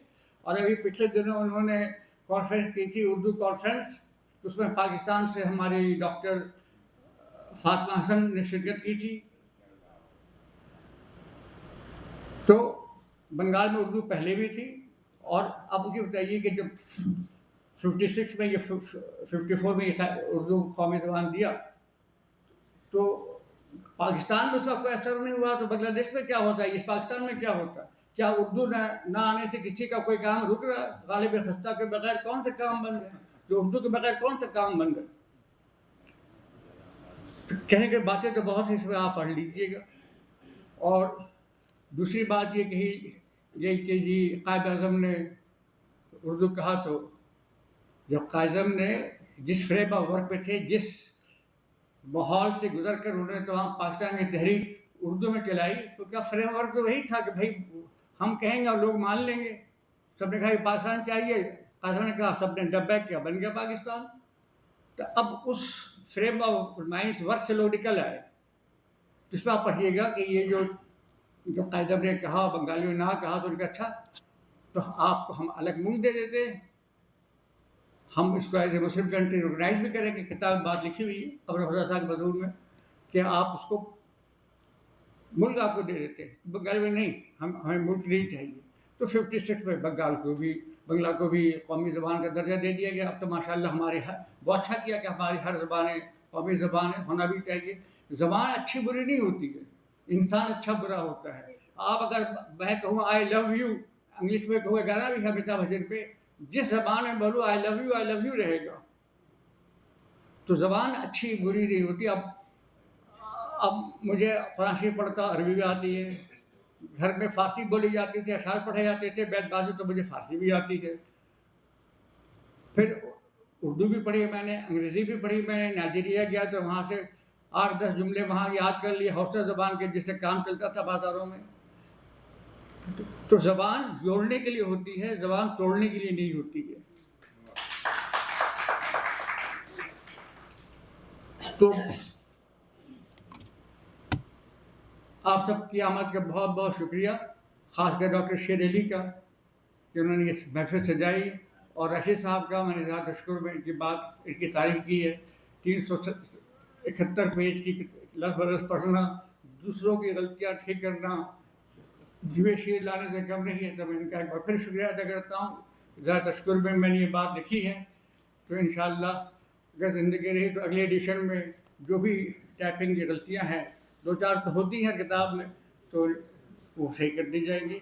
एक बार आपकी आमद का फिर शुक्रिया, ख़ासकर इफ्तिखार साहब का शुक्रिया कि वो तशरीफ़ लाए, हमारी इज़्ज़त अफ़ज़ाई हुई। अस्सलाम वालेकुम।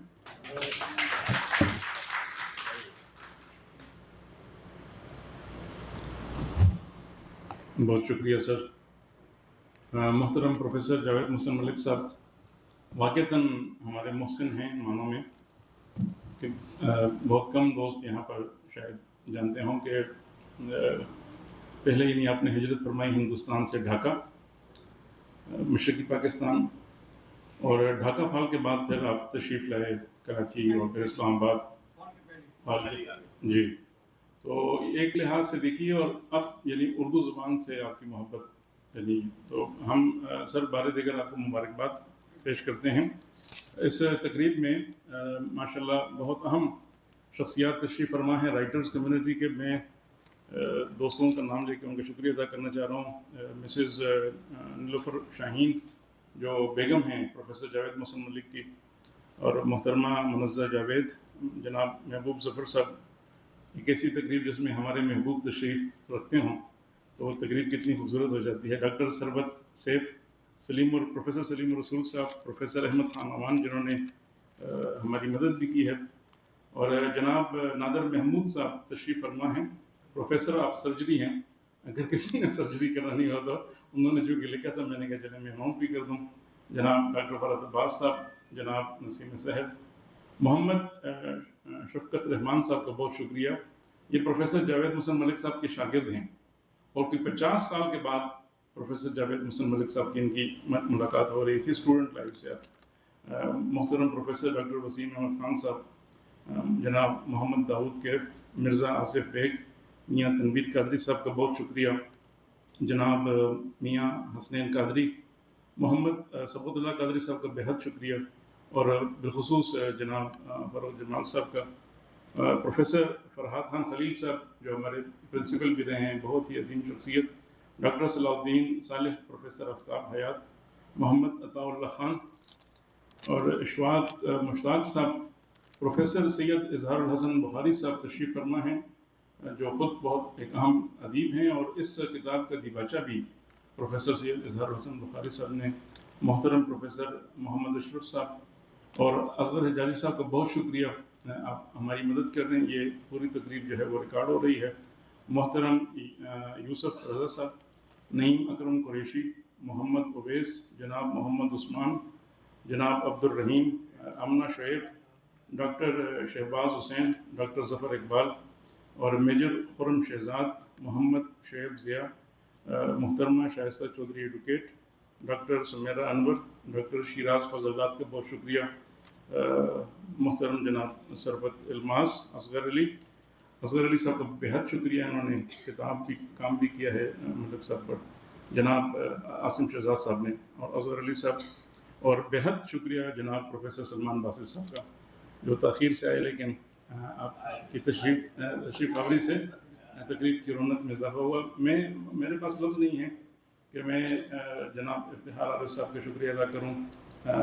आप इस तकरीब की सदारत फरमा रहे हैं और बिला मुबालगा यानी आपकी तशरीफ़ आवरी से इस तकरीब के वक़ार में इजाफा हुआ है। प्लीज़ भरपूर इस्तकबाल कीजिएगा। जनाब इफ्तिखार आरिफ साहब इज़हार ख्याल फरमाएंगे। जी मैं करता, आप छोड़ दीजिए सर, आप ये मेरा काम धन्यवाद। बिस्मिल्लाहिर्रहमानिर्रहीम, अल्हम्दुलिल्लाह कफ़ा व सलामुन अला इबादिहिल्लज़ीना इस्तफ़ा। सबसे पहले तो मुझ पर वाजिब है कि मैं बरादर अज़ीज़ मुकर्रम शेर अली साहब का शुक्रिया अदा करूँ कि उन्होंने मुझको आज की इस महफिल में याद फरमाया, इज़्ज़त बख्शी। प्रोफेसर साहब से मैं बहुत दिनों से वाकिफ़ हूँ, तो उससे मेरा इनसे तारुफ़ है। ख़वातीन और हज़रात, ये बहुत ही अहम मौजू है और इस पर बहुत गुफ्तगू की जा सकती है, اور ہمارے دوستوں نے بعض اہم مسائل کی طرف نشاندہی فرمائی، اور بلا شبہ اردو کی اہمیت اور اس کی فضیلت اور اس کی خوبیاں اور یہ سب ہم بیان کرتے رہتے ہیں، اور ہمارے بزرگ اور ہمارے اساتذہ اور ہمارے علماء اس پر روشنی ڈالتے رہتے ہیں اور بات ہوتی رہتی ہے۔ اس کتاب کی نسبت سے مجھے 2-4 باتیں کہنی تھی۔ اس میں سب سے اہم بات تو یہ ہے کہ انہوں نے بعض بہت ہی اہم موضوعات پر منتخب یہ مضامین جمع کیے ہیں، اور اس سے آپ کو اندازہ ہوتا ہے زبان کے بارے میں، اس کی ابتدا کے بارے میں، اس کے آغاز سے لے کر اور اب تک کے سفر کے بارے میں، مختلف جو نظریات ہیں زبان کے حوالے سے، اس پر آپ ان کی آرا سے مختلف رائے رکھ سکتے ہیں، مگر وہ رائے انہوں نے جمع کر دی ہیں، اور جو اہم لوگ ہیں ان کی شروع سے لے کر اردو کا مقدمہ جو ہے وہ کس کس حیثیت سے آتا گیا ہے، وہ سب انہوں نے، اگر آپ اس کو پڑھیے گا تو اس کو آپ کو اندازہ ہو جائے گا کہ اردو کا جو مقدمہ ہے یا اردو کا جو مسئلہ ہے وہ کتنی منزلوں سے مرحلوں سے گزر کر آج کی صورتحال پر آ گیا ہے۔ بہت سی ایسی باتیں ہیں جو امید افزا ہیں بہت، اور بہت ہی خوشگوار ہے بات۔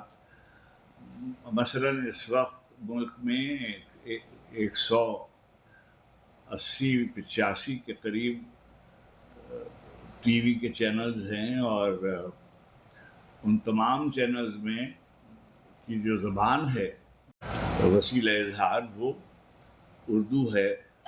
2 ادارے بڑے تھے جنہوں نے انگریزی میں کام شروع کیا تھا، یعنی ڈان والوں نے انگریزی میں کام شروع کیا اور ایکسپریس والوں نے انگریزی میں کام شروع کیا، اور دونوں نے پھر اس کے بعد ہاتھ اٹھا لیا، اور اب صرف پاکستان ٹیلی ویژن میں اردو کا ایک بلیٹن ہوتا ہے، باقی تمام چینل جو ہیں وہ ایک بات میڈیا کی جو زبان ہے وہ، کاروبار میں اشتہارات کی جو زبان ہے وہ تمام کی تمام اردو میں ہے، اور قیام پاکستان سے پیشتر جتنے لوگ اردو اس علاقے میں بولتے تھے اس سے کہیں زیادہ اردو بولی جاتی ہے۔ علماء کی زبان، دین کی زبان، ممبروں کی یہ ساری زبان، سیاستدانوں کی زبان، ان کے جلسوں کی زبان، مظاہرین کی زبان، یہ سب اردو میں ہے، اور یہ سب باتیں ہوتی ہیں۔ مسئلہ سرکاری زبان کا ہے۔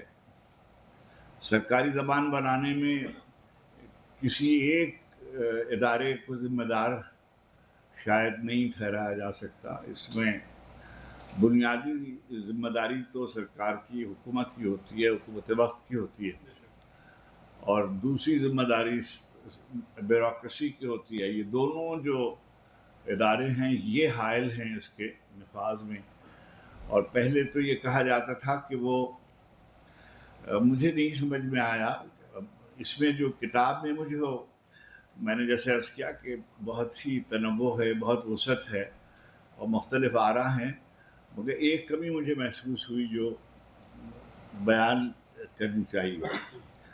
مثلاً ہمیں یہ بتایا جانا چاہیے، ہمیں معلوم ہے، ہمیں سب جانتے ہیں کہ قیام پاکستان، ابھی جیسے خود پروفیسر صاحب فرما رہے تھے کہ تحریک پاکستان کی جو زبان ہے اس کی جو قراردادیں ہیں مسلم لیگ کی، ان قراردادوں میں یہ واضح طور پر کہا گیا تھا کہ پاکستان کی قومی زبان اردو ہوگی۔ پاکستان کی قومی زبان اردو کے بارے میں حکیم الامت کا قول واضح اور محکم ہے کہ میری جو عصبیت ہے زبان کے سلسلے میں وہ ویسی ہی ہے جیسی، وہ کم نہیں ہے جیسی میری دین کی عصبیت۔ اسی طریقے سے قائد اعظم کا فرمان مسلسل نقل ہوتا رہتا ہے، مگر ہم نے اس کو پس پشت ڈال دیا اور ہم اس پر اس کو غلط طریقے سے، اب اس کا موقع نہیں ہے کہ اس کی تفصیل میں جایا جائے۔ 1956 کے دستور میں یہ واضح طور پر کہا گیا کہ اب 2 زبانیں ہوں گی اور بنگلہ دیش کے ساتھ ساتھ اردو بھی قومی زبان ہوگی۔ پھر اس کے بعد اب یہ بات جو ہے وہ ہمارے نوجوان یہاں تشریف فرمائے انہیں بتانے کی ہے کہ بھائی 1973 کا جو دستور ہے وہ متفقہ دستور ہے، اور اس میں ذوالفقار علی بھٹو مرحوم، عبدالحفیظ پیرزادہ، مولانا کوثر نیازی، ولی خان، شیرباز خان مزاری، پروفیسر عبدالغفور احمد، ممتاز خان دولتانہ، غوث بخش بزنجو، یعنی تمام ان پوری قومی اسمبلی جو ہے 2-3 آدمی جو باوجود وہاں تشریف نہیں لائے تھے، اس نے توثیق کی ہوئی ہے، اور دفعہ 251 شق جو ہے اس کے تحت یہ بات واضح کی گئی کہ قومی زبان کو دفتری زبان بنایا جائے گا۔ اب جو نہیں بنا رہے وقت کے ساتھ ساتھ وہ ذمہ دار ہیں اس کے، بنیاد گزاروں نے بھی اس کی توثیق کی تھی، اور ہمارا دستور بھی اس کا اعلان کرتا ہے بالکل واضح طور پر۔ اب ہوا یہ کہ پہلے ہمارے یہاں اختلاف پیدا کیا گیا کہ انگریزی سے اختلاف پیدا کیا گیا، اور انگریزی عالمی سطح پر علم کی زبان ہے، اس سے صرف نظر نہیں کر سکتے، اس کو ضرور پڑھایا جانا چاہیے، ایک بات اس کی اہمیت کو تسلیم کرنا چاہیے۔ اگر ہمیں جدید علوم میں مہارت حاصل کرنی ہے تو ظاہر ہے کہ جہاں یہ علم، یہ نالج تخلیق ہو رہا ہے، وہ زبان جب ہماری برتری تھی تہذیبی طور پر، تو فارسی یا عربی یا لاطینی یا کسی زبانے میں یونانی، اور یہ زبانیں جو تھیں وہ دنیا کی غالب تہذیبوں میں شمار ہوتا تھا، تو اس میں تعلیم دی جاتی تھی۔ اب علم جو ہے وہ وہاں تشکیل ہو رہا ہے، تو اچھا اب کیا اس کی منتقلی؟ اب ہمارے بہت سے ملک ہیں ایشیائی جہاں مجھے جانے کا اتفاق ہوا، میں دیکھتا ہوں کہ وہاں اس قدر بڑی روایت ہے ترجمے کی، اور ابھی حمید کہہ رہے تھے کہ اب تو یہ بات مشکل رہی نہیں کہ ابھی کتاب چھپتی نہیں ہے اور 15-20 دن میں اس کا ترجمہ ہو کر بازار میں سائنسز جتنی ہیں ان سب کا ترجمہ آ جاتا ہے۔ یہ کوئی دشوار عمل نہیں ہے۔ یہ بات کہنے کی دوسری بات یہ ہے کہ جو زبان ہے وہ بدلتی رہتی ہے، ہمارا بالکل یہ بات ماننی چاہیے، بار بار کہنی چاہیے کہ پاکستان کی جو دوسری زبانیں ہیں، جس عمارت میں میں بیٹھا ہوا ہوں یہاں سے یہ پہلے تحریک چلی تھی کہ جو پاکستان کی دوسری زبانیں ہیں ان کی اہمیت کو تسلیم کرنا چاہیے، اور ان سے کوئی معاندانہ تعلق نہیں ہوتا، وہ ہماری قومی زبانیں ہیں، یا آپ ان کو نام جو بھی پہلے اس کو آپ ایک طرح سے رعایتی نمبر دے کر اس کو آپ علاقائی وغیرہ کہتے تھے، اور ہم نے اس وقت آج سے کوئی سمجھیے 25 برس پیشتر اسی جگہ سے بیٹھ کر یہ فیصلہ کیا کہ ہم اس زبان کے لیے پاکستانی زبانوں کا لفظ استعمال کریں گے اور پاکستانی ادب کا لفظ استعمال کریں گے، اور ہمارا بلا شبہ ہر علاقے کے لوگوں کو یہ حق حاصل ہے کہ وہ اپنی مادری زبان کا تحفظ کریں، اس کی حفاظت کریں، اس کی ترویج و فروغ کے لیے کام کریں۔ اس کا کوئی تصادم قومی زبان سے نہیں ہے، مگر کیونکہ لوگ اس کو سیاسی طور پر متنازع بنانے کی کوشش کی گئی، اب لمبی بات ہے، بنگلہ دیش میں بھی کی گئی اور یہاں بھی کی گئی۔ اب جو جس کی طرف ابھی اشارہ انہوں نے کیا، یہ جو زبانیں ہوتی ہیں یہ بالکل ایک سامنے کی بات، میں اس کی تفصیل میں نہیں جانا چاہتا۔ عربی زبان کا ایک رسم الخط ہے، گویا تمام مشرق وسطیٰ میں ایک رسم الخط ہے، جو سعودی عرب میں بھی وہی رسم الخط ہے، شام میں بھی وہی رسم الخط ہے، حجاز میں بھی وہی رسم الخط ہے، عراق میں بھی وہی ہے، یمن میں بھی وہی ہے، الجیریا میں بھی وہی ہے، مصر میں بھی وہی ہے، سوڈان میں بھی وہی ہے۔ تو اگر یہ رسم الخط اور یہی رسم الخط ایران میں بھی ہے، تو یہی رسم الخط ہم نے استعمال کیا ہے، تو اس کی تبدیلی پر اتنا اصرار کیوں ہے؟ یعنی اتنے بڑے خطے میں پوری اچھا، اب وہ جب یہ بحث شروع ہوئی تھی تو وہ یہ کہتے تھے کہ اردو جو ہے وہ قرآنی رسم الخط میں لکھی جاتی ہے، یعنی جو ان کا باطن تھا وہ اس کا اظہار انہوں نے، ان کے بڑے لیڈروں نے کر دیا تھا کہ یہ اچھا، اب دیوناگری پر کیوں اصرار ہے؟ یعنی مثلا آپ ہندی، ابھی کہا گیا کہ ان کی فلموں کے گانے جو ہیں اور ان کی گفتگو ایسا، تو آپ اپنی زبان بولتے رہیے. میں نے جب مقتدرہ قومی زبان سے وابستہ تھا تو میں نے ایک بات یہ کہی تھی کہ جو پاکستانی اردو کی ساخت مختلف ہو گئی ہے. اگر آپ مجھے 10 غزلیں یا 10 افسانے ہندوستانی ادیبوں کے اور 10 افسانے پاکستانی ادیبوں کے دے دیں تو میں فرق کر کے بتا سکتا ہوں کہ یہ پاکستان کے ادیب نے لکھے ہیں اور یہ افسانے ہندوستان کے ادیب نے لکھے ہوں، چاہے وہ اردو ہی میں لکھے گئے ہوں، اس لیے کہ یہ ممکن نہیں ہے. مثلا میں امریکہ کی کہانی پڑھتا ہوں یا ناول پڑھتا ہوں تو میں بآسانی بتا سکتا ہوں کہ یہ جو انگریزی ہے یہ آسٹریلیا کی انگریزی ہے، اور یہ جو انگریزی ہے یہ انگلش مین لینڈ کی ہے، یہ آئرلینڈ کی انگریزی ہے. یہ بات بالکل واضح کرنے کی ہے. یہ مگر یہ ایشو اور ہے، اس کو بحث میں لانا بھی اسکالرس کا کام ہے، وہ اس میں کرتے رہے، مگر اس کو سیاسی بنا کر ہماری زبانوں کے درمیان فاصلہ پیدا کرنا جو ہے یہ ایک مناسب بات نہیں. پھر یہ کہ ہمارے خطے میں جو زبانیں اس وقت پاکستان میں بولی جا رہی ہیں وہ سب ایک ہی رسم الخط میں لکھی جا رہی ہیں. ہم 76 زبانیں بولتے ہیں، پاکستان میں 76-75 زبانیں بولی جاتی ہیں، ان سب کا رسم الخط وہی ہے جو قرآن کا رسم الخط ہے، جو جس کو آپ عربی رسم الخط کہہ دیں، فارسی رسم الخط کہہ دیں، اردو رسم الخط کہہ دیں، تو ہمیں اس پر قائم رہنا چاہیے. ایک آدھ بات کہنے کی ہے، میری سمجھ میں نہیں آئی یہ بات کہ میں نے یہ کتاب میں بہت سی ایسی ایک آدھ گیپ ہے بہت اس میں. مثلا جیسے پاکستان کی تاریخ میں 1915 میں سپریم کورٹ نے ایک فیصلہ کیا، خواجہ صاحب جواد خواجہ جس زمانے میں چیف جسٹس تھے، تو انہوں نے غالباً سپٹمبر 1915 میں یہ فیصلہ کیا کہ قومی زبان اردو کو فوری نافذ کیا جائے. اچھا، اب یہ ہے 15-16 ایسے ہی ہے. میری 82 برس کے آدمی کو ایک آدھ سال کا مارجن ملنا چاہیے. تو یہ جو ہے یعنی وہ اگلے ایڈیشن میں کم از کم وہ جو فیصلہ ہے جو اردو میں لکھا گیا تھا وہ ضرور نقل کیجیے.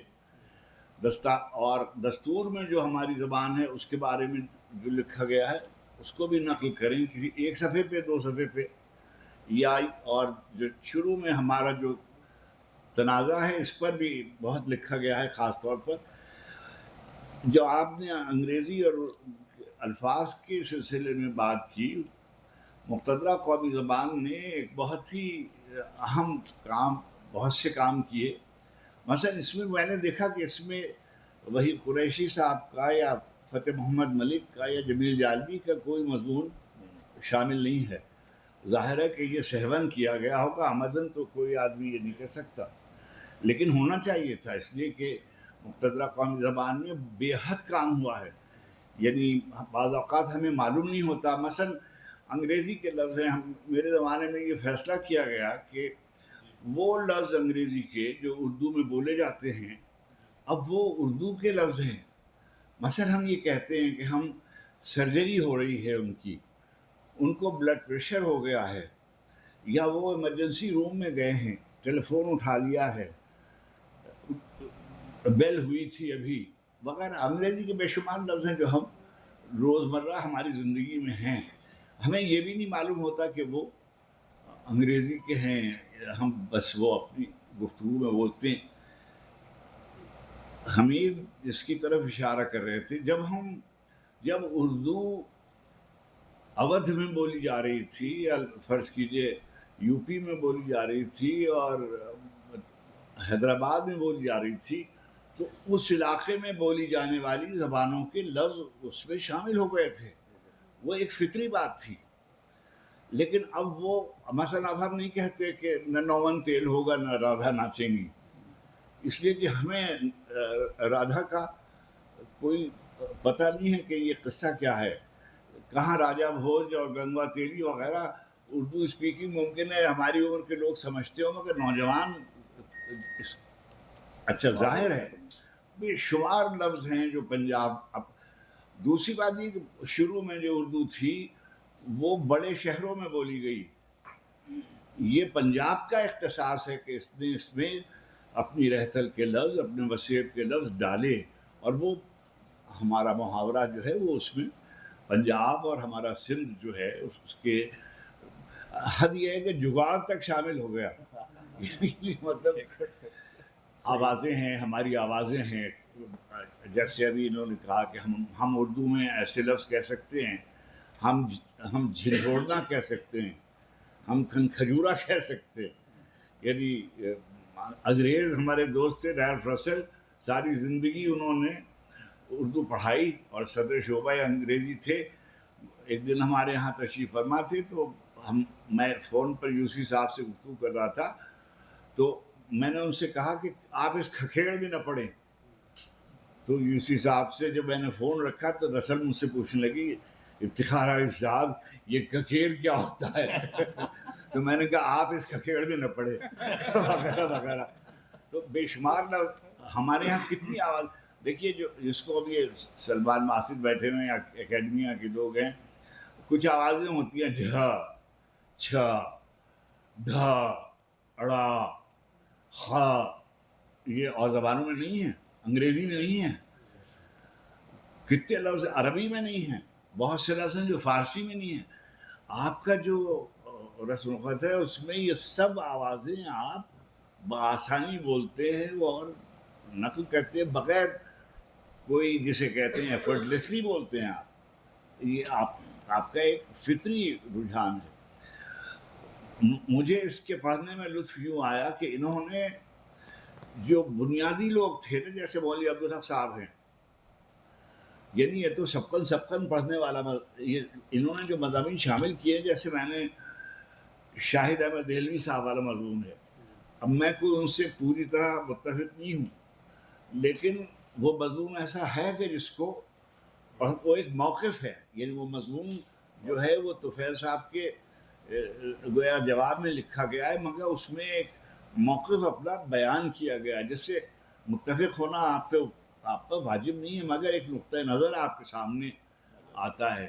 اسی طریقے سے جو یہ رضا علی عابدی صاحب والی بات ہے، میں بالکل اس سے اتفاق نہیں کرتا ہوں، میرے عزیز ترین دوستوں میں ہیں وہ، اور کوئی اس میں دو شبہ ہی نہیں ہے کہ کوئی ہفتہ ایسا نہیں جاتا جب ہم ایک دوسرے سے رابطہ کسی طرح سے نہ کرتے ہوں، مگر ظاہر ہے کہ یہ ان کا موقف ہے، ان کو حق ہے کہ وہ اپنا موقف بیان کریں، اور انہوں نے بہت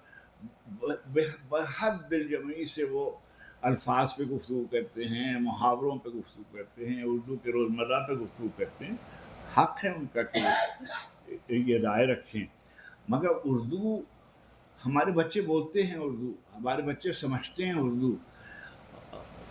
اب اس میں آپ حضرات کی خرابی ہے کہ ہم نے جو نظام تعلیم کے ساتھ ہم چھیڑ چھاڑ کرتے رہتے ہیں، کبھی ہم کہتے ہیں کہ چھٹی جماعت سے یہ ہوگا، کبھی ہم کہتے ہیں کہ یکساں نظام تعلیم ہوگا، کبھی ہم کہتے ہیں وغیرہ وغیرہ، تو کبھی کوئی چیز خارج کر دیتے ہیں، نتیجہ ہوتا ہے سیٹل نہیں ہونے دیتے، آپ کسی چیز پر قائم نہیں رہتے، اس کے نتیجے میں ایک انتشار اور ایک پراگندگی ہوتی ہے۔ مگر اس میں تو کوئی شبہ ہی نہیں ہے کہ اردو جو ہے وہ، آپ مثلا کسی بھی علاقے میں بلوچستان کے تشریف لے جائیں، سندھ کے تشریف لے جائیں، آپ خیبر پختونخوا کے کسی علاقے میں رہ جائیں، آپ اردو میں گفتگو کر سکتے ہیں، آپ ان سے بات کر سکتے ہیں، آپ اپنی بات ان کو سمجھا سکتے ہیں، ان کی بات سمجھ سکتے ہیں۔ تو یہ کہنا کہ اردو روح و زوال ہے، یہ درست بات نہیں ہے، لیکن سرکاری طور پر جتنا کام ابھی دیکھیے یہ ایک دستوری ذمہ داری ہے حکومت کو پوری کرنی چاہیے تھی، وہ حکومتیں پوری نہیں کر رہی ہیں، اور حکومت نہیں پوری کر رہی، اور سول سروس جو ہے وہ اس کو، کیونکہ اس کے لیے دشواری ہے، انگریزی کو، خراب انگریزی کو پریفر کرتے ہیں اردو کے مقابلے میں، انگریزی بھی نہیں آتی ٹھیک سے، مگر وہ چاہتے یہ ہیں کہ وہ کسی صورت عوام کا براہ راست کوئی تعلق، اچھا انگریزی بھی وہ بولی جاتی ہے جو، بیٹے اب اس میں لمبی گفتگو، جو رورل جو ہم پر حکمران تھے، ہم سے، میں جب پڑھتا تھا تو یہ جب پڑھتے ہوں گے تب یہ لکھتے تھے کہ your obedient servant, I beg to request وغیرہ، یعنی جیسے کوئی حاکم ہمارا ہے اور ہم اس کی رعایا ہیں، اور رعایا اور حکمرانوں کے درمیان جو طرز تخاطب ہوتا ہے، ہماری ساری مراسلت میں یہ نافذ تھا۔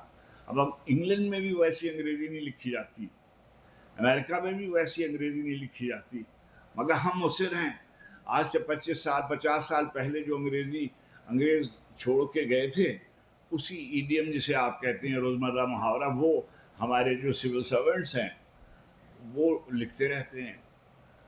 تو یہ لوگ نہیں حائل ہونے دیتے، یہ لوگ حائل ہیں اردو کے نفاذ میں، اور جو حکومت کے لوگ ہیں ان کی ترجیحات میں، آپ ان کے منشور دیکھیے، انتخابات ہوتے کبھی آپ کو یہ نظر نہیں آئے گا کہ ان قومی زبان ان کے منشور کا حصہ ہے۔ یہ ایک بے تعلقی، اور یہ غالباً بے تعلقی کہیے اس کو، اور تو کیا کہہ سکتے، یہ چاہتے ہیں، یہ نہیں ہے آپ ان سے گفتگو کیجئے، یہ اردو میں گفتگو کر رہے ہوتے ہیں، ہمارا ہنسی مذاق اردو میں ہو رہا ہوتا ہے، روزمرہ کی گفتگو اردو میں ہو رہی ہوتی تھی۔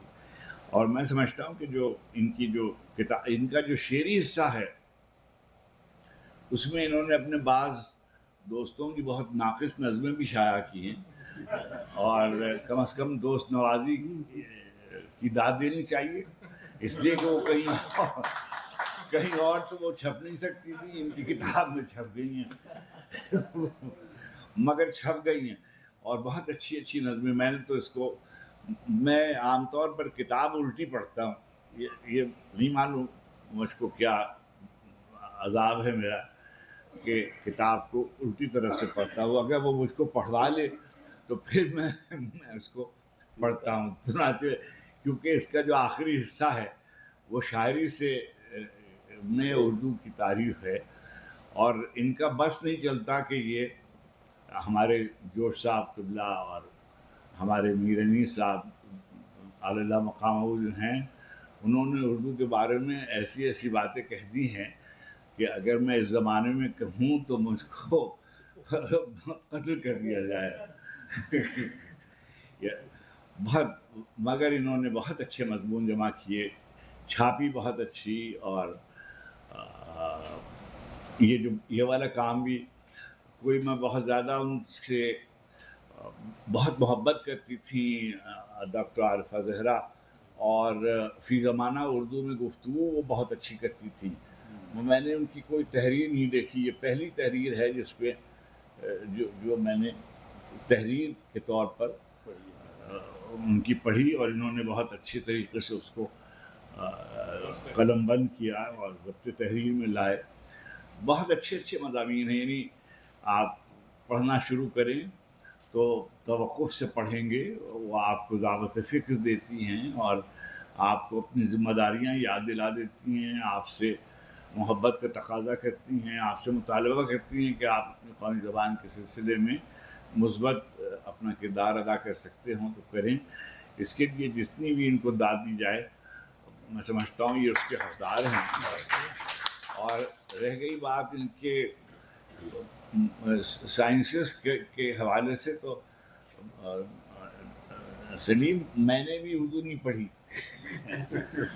میرا بھی کوئی ڈسپلن نہیں ہے، لیکن میری شامت اعمال یہ ہے کہ ساری زندگی مجھے رزق جو ہے پروردگار عالم نے اردو کے حوالے سے فراہم کیا، اور پہلے دن سے جب سے میں نے ملازمت کر رہا ہوں، اور اردو ہی اور اردو کتاب اور اردو پڑھنا، یہ ٹی وی کے زمانے میں بھی اور اردو مرکز کے زمانے میں بھی، پھر یہاں، پھر وغیرہ وغیرہ، تو مجھ پہ تو ذاتی طور پر اللہ نے بہت کرم کیا کہ مجھے اردو سے وابستہ رکھا اور بہت عزت بخشی.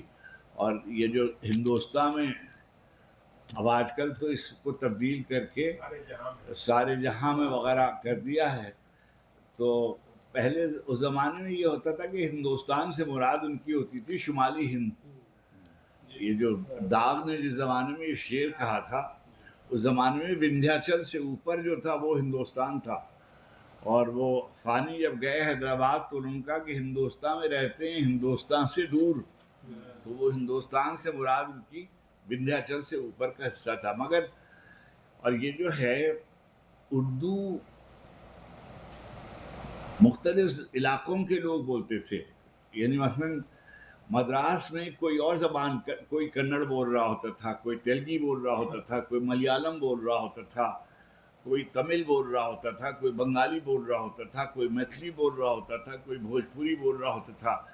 لیکن وہ سب مسلمان جو تھے وہ جب آپس میں گفتگو کرتے تھے تو وہ اردو میں گفتگو کرتے تھے. اسی وجہ سے آل انڈیا مسلم لیگ والوں نے سر سید سے شروع ہو کر قائد تک، اور قائد سے اقبال تک، اقبال سے قائد تک، مسلم لیگ دستور ہمارے تینوں دستوروں میں قومی زبان اردو کے طور پہ لکھی گئی. اور 73 کا تو متفقہ دستور ہے جس پہ ہم سب قائم ہیں. تو ہمیں اپنی دستوری ذمہ داریوں کا احساس سیاستدانوں کو بھی کرنا چاہیے اور ہمیں بھی کرانا چاہیے. بہت مہربانی. بہت